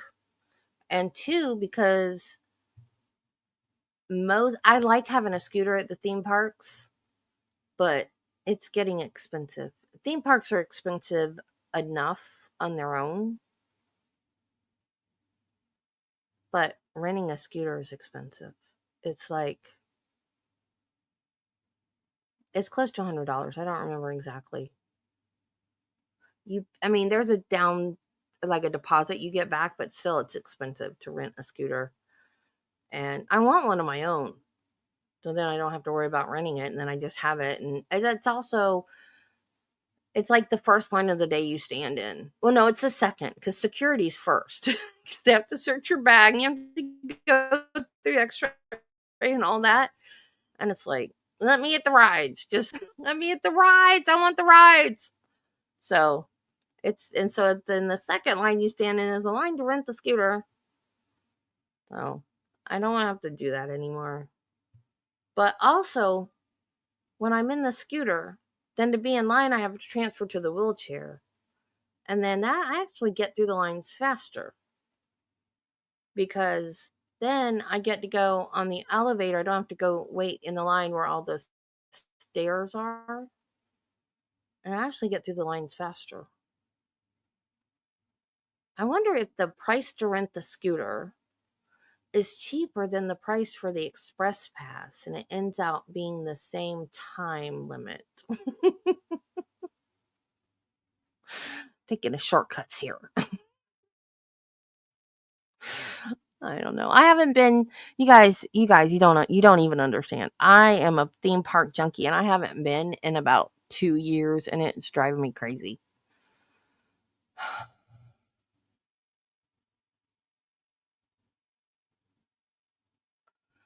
Oh yeah, walking will make you feel better, and it's not that strenuous. I used to walk. When I first got diagnosed, I walked at least a half hour a day, and that was before the arthritis. When it was just the fibro, I could exercise more. And then after I got married, the girls and I used to play the Just Dance games, and I love to dance. And I danced and I danced and I danced. We danced for hours. We would dance for hours. And I loved it. And then I hurt my shoulder. And first thing I did, I tore my rotator cuff, and then I had surgery for that. And then a few years later, the whole joint started going, and I got that replaced. And I haven't really got back into dancing since I got it replaced. I have danced, but I haven't got back into doing it on a routine basis, and I really need to start doing that again. They have a medical uniform runway. I don't watch Paris Fashion Week because that's not fashion. I'm not ever going to wear anything that they wear on a runway. It's not. If that's fashion, I don't want to be fashionable because that's not. So, what do you guys want to do tomorrow? You want to do Phil Spector just longer? Or do you want to take tomorrow off or what?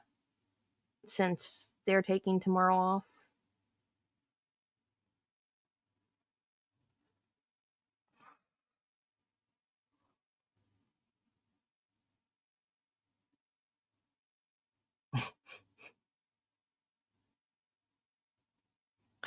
Oh.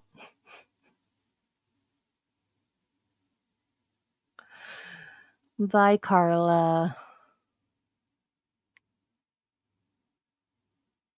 Well, I don't know because I don't watch it because it's not fashion. It's stupid. It's half nakedness or they look homeless half the time. It's like, why is that fashion?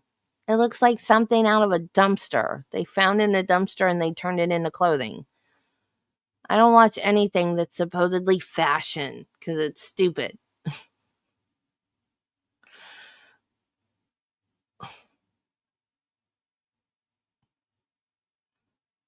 So what are we going to do tomorrow? Phil Spector? I fixed her arms. Now they're on right. Both of them.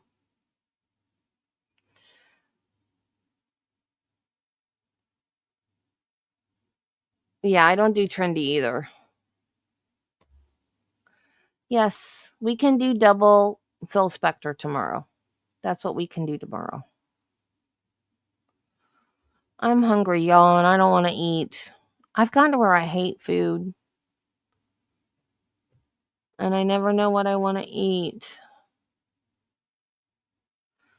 Proctor from the last trial. I was going to do that on a members only, in a couple weeks.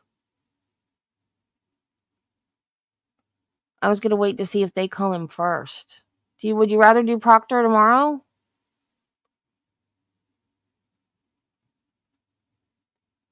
Proctor or Spector?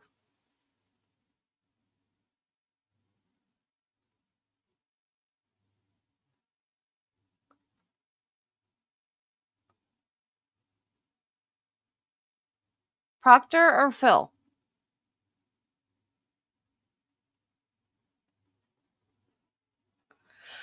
We can do Phil in the morning and then Proctor later.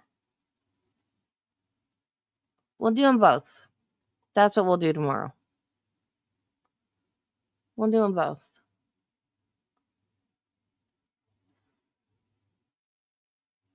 We'll do them both. That's what we'll do.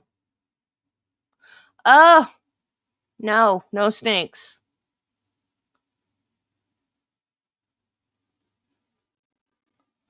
No snakes. That's why I'm afraid of snakes, because when I was little, I stepped on a snake and my dad chopped it up and it kept moving. Oh, I would do cross only. Because Lowly is boring. He's just monotone and boring and but with Proctor though,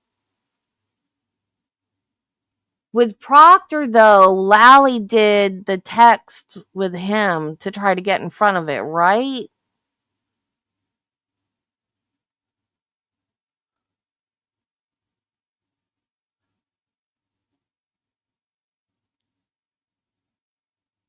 Okay. Yeah. Let's do Spectre tomorrow, and then we'll do Proctor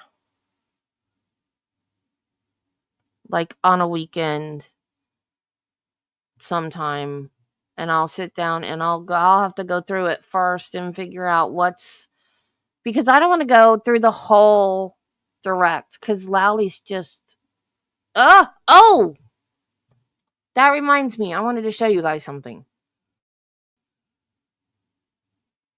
I want to show you guys what I found on my porch a while ago, and I don't know how it got on my porch. Don't touch it, Jill. What kind of snake is it?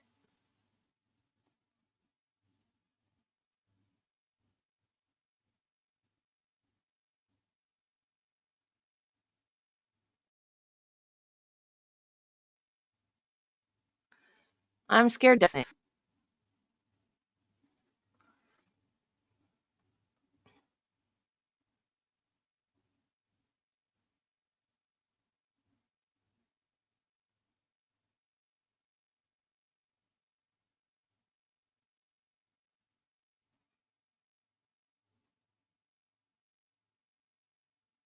That was on my porch a while ago.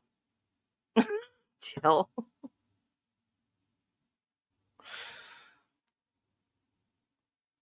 Ignore the bird poop. I gotta clean that.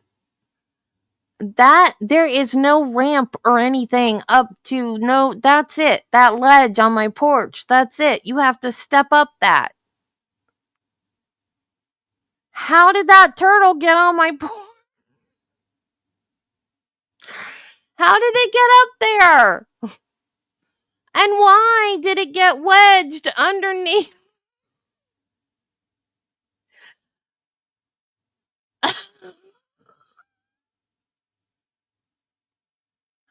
I don't know how it got up there. It must be mating season or something because they are out everywhere. They're not in their holes. They're out. Every time I go outside, they're everywhere. They're gopher turtles and they're endangered, so you can't mess with them.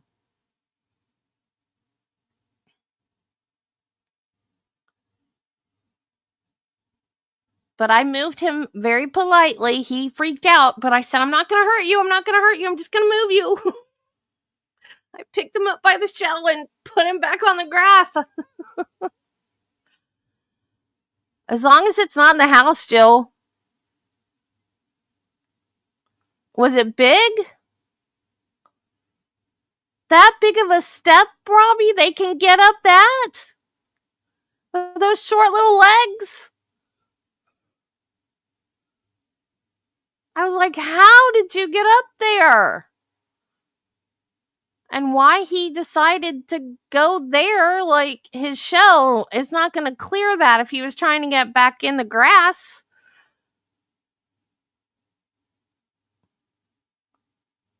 I don't know what he was thinking, but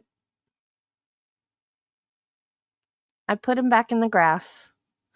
Travis wants to take them all off. He wants to put them all. He wants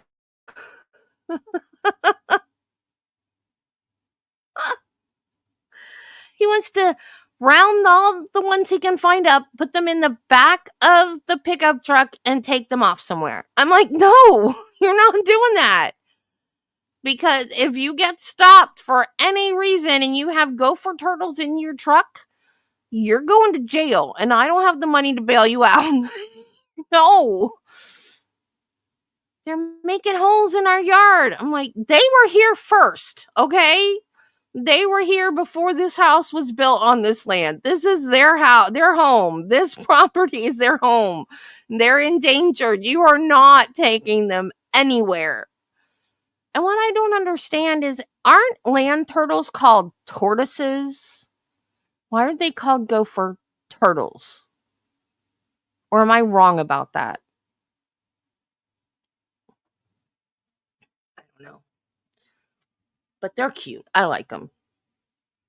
But they're everywhere right now. That's why I said like every day. And then when we had the pit bull, we had 2 pit bulls. They were so sweet. I don't know why people hate pit bulls so much. But one day my pit bull was outside and I looked out there and she had something in her mouth. I was like, what is that? So I went out there. She had a teeny tiny gopher turtle about that big in her mouth.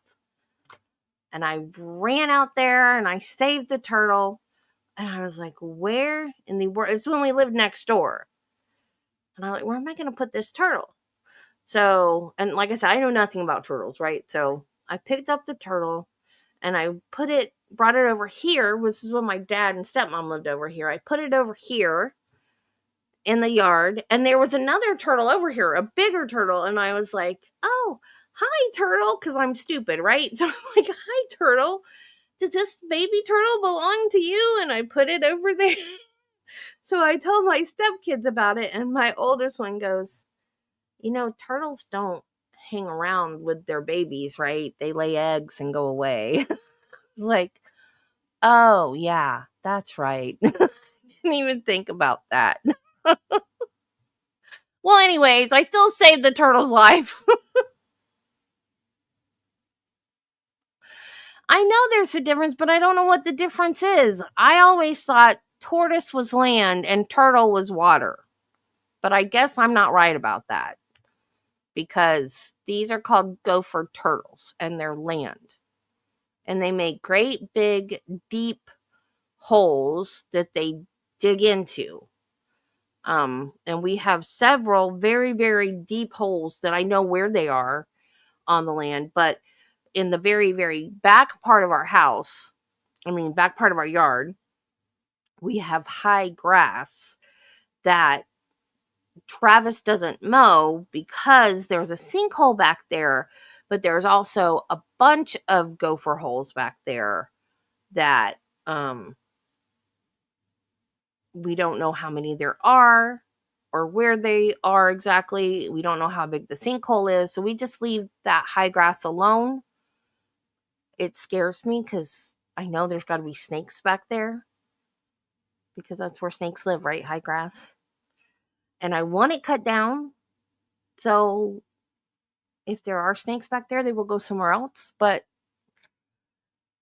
I also don't want him to fall in a sinkhole either. So, but he says when he mows and there's gopher holes and stuff, that it jars him on the mower and he doesn't like going over the holes.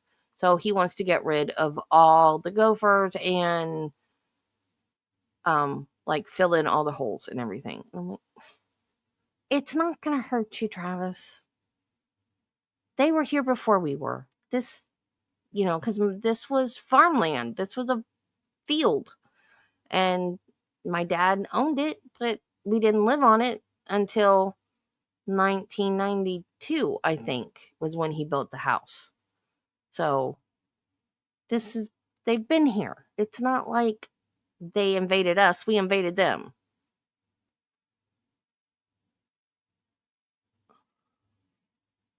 They ate cat food?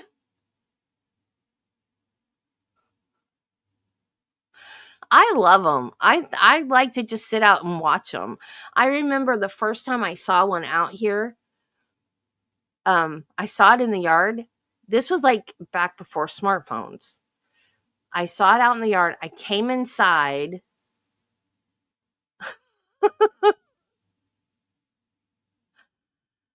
I came inside to get the camera. By the time I went outside, it was gone. And I was like, where did it go? I thought turtles were slow. Gopher turtles are fast. These boogers are fast. They can run. In relation to other animals, they're not super fast. But for a turtle, these burgers can run. They use those front flipper legs and they go. I've never seen a fast turtle like gopher turtles. They book it, man. And they're not they're not like super shy. Like as soon as you go up to them, they don't like all, get in their shell. They're curious. Like they'll look, and if they'll get still, they'll watch you, and if they feel threatened, then they'll go in their shell. But if they're curious, they will watch what you're doing, and then they'll run more often than shrink in their shell. They're really cool to watch. I'll just sit out there and watch them. They're really neat turtles. And like I said, right now they're everywhere. I don't know if it's mating season or what. I've never seen any eggs. I guess they lay the eggs way down inside the holes. Because I never see any eggs, but they are all over the place out here. It's another benefit of living way out in the country in Florida, I guess.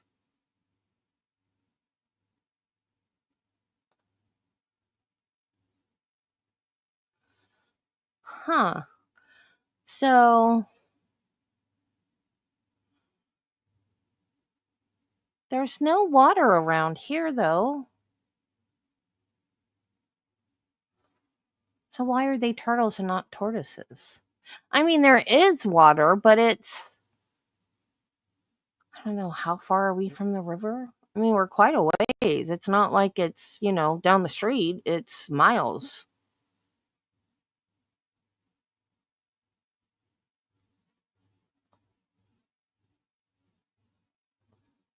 Hmm.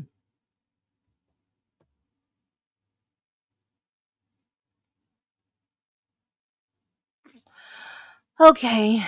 Well, I guess I'm gonna go. So, finally, I don't know what is up with her lately. Like, when was it yesterday? She kept begging for something. I didn't know what it was. She just wanted me to go to bed and lay down with her. This morning, I called it the kissing game.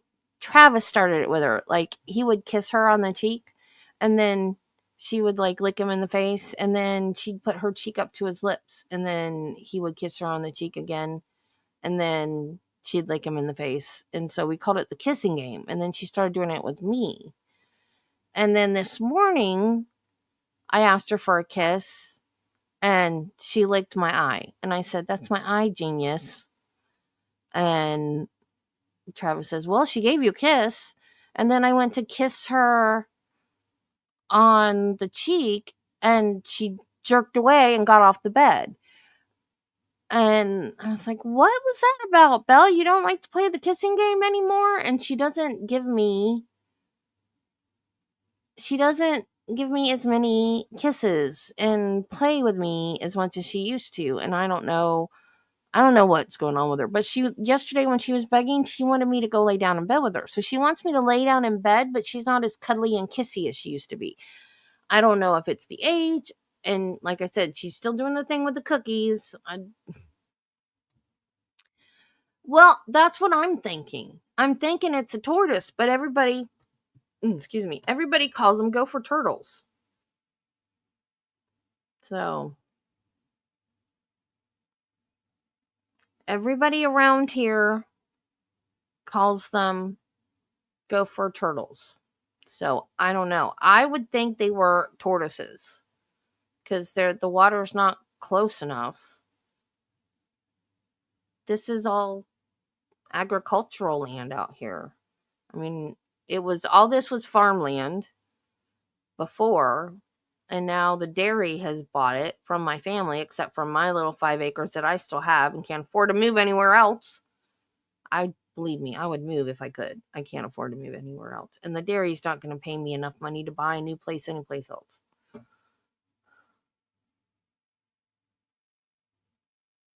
So, oh no, it's not lost because they're everywhere, just like that one, in all varying sizes.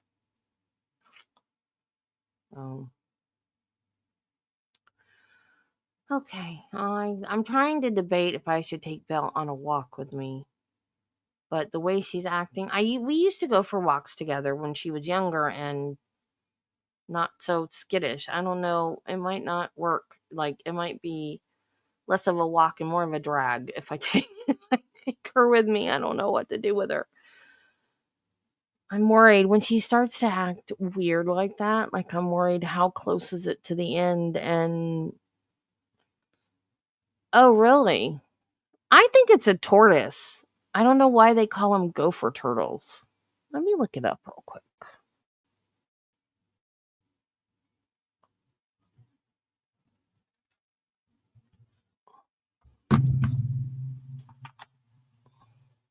And also, when I think of gopher, I think of, oh, I put in gopher and it said gopher tortoise. It is a tortoise.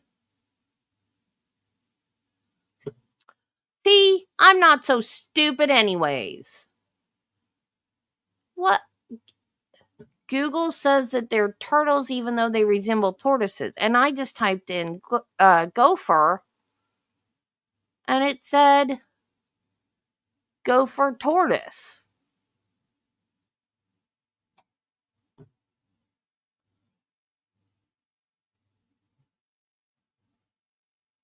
See, gopher tortoise.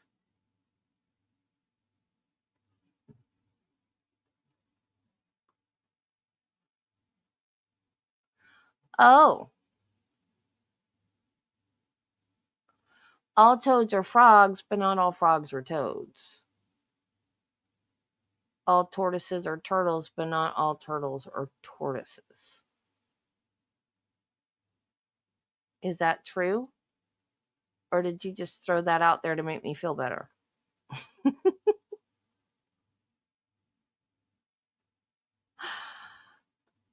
Okay. Well, that answered my question. There we go. Yeah, everybody calls them gopher turtles, but it is a tortoise. Okay. Cool.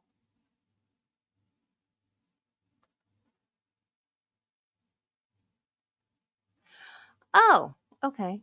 Cool. The things I learned just chit-chatting with you guys.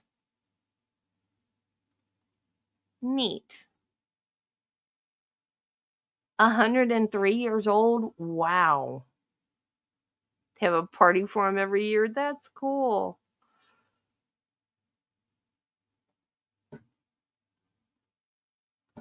Well, that answered that question. I've been wondering that for years. Why do they call them turtles? Because they're not in the water. I've wondered that for years, and now I have my answer. Okay, come here, Shadow. You want to say bye? Say bye, Mommy's friends. No, you're not getting on the keyboard. His name is Gus. What do you think about that? An 103-year-old turtle, Shadow. What do you think? Huh? Can you say bye? Say bye. Say bye. Why are you looking at me? Look at them.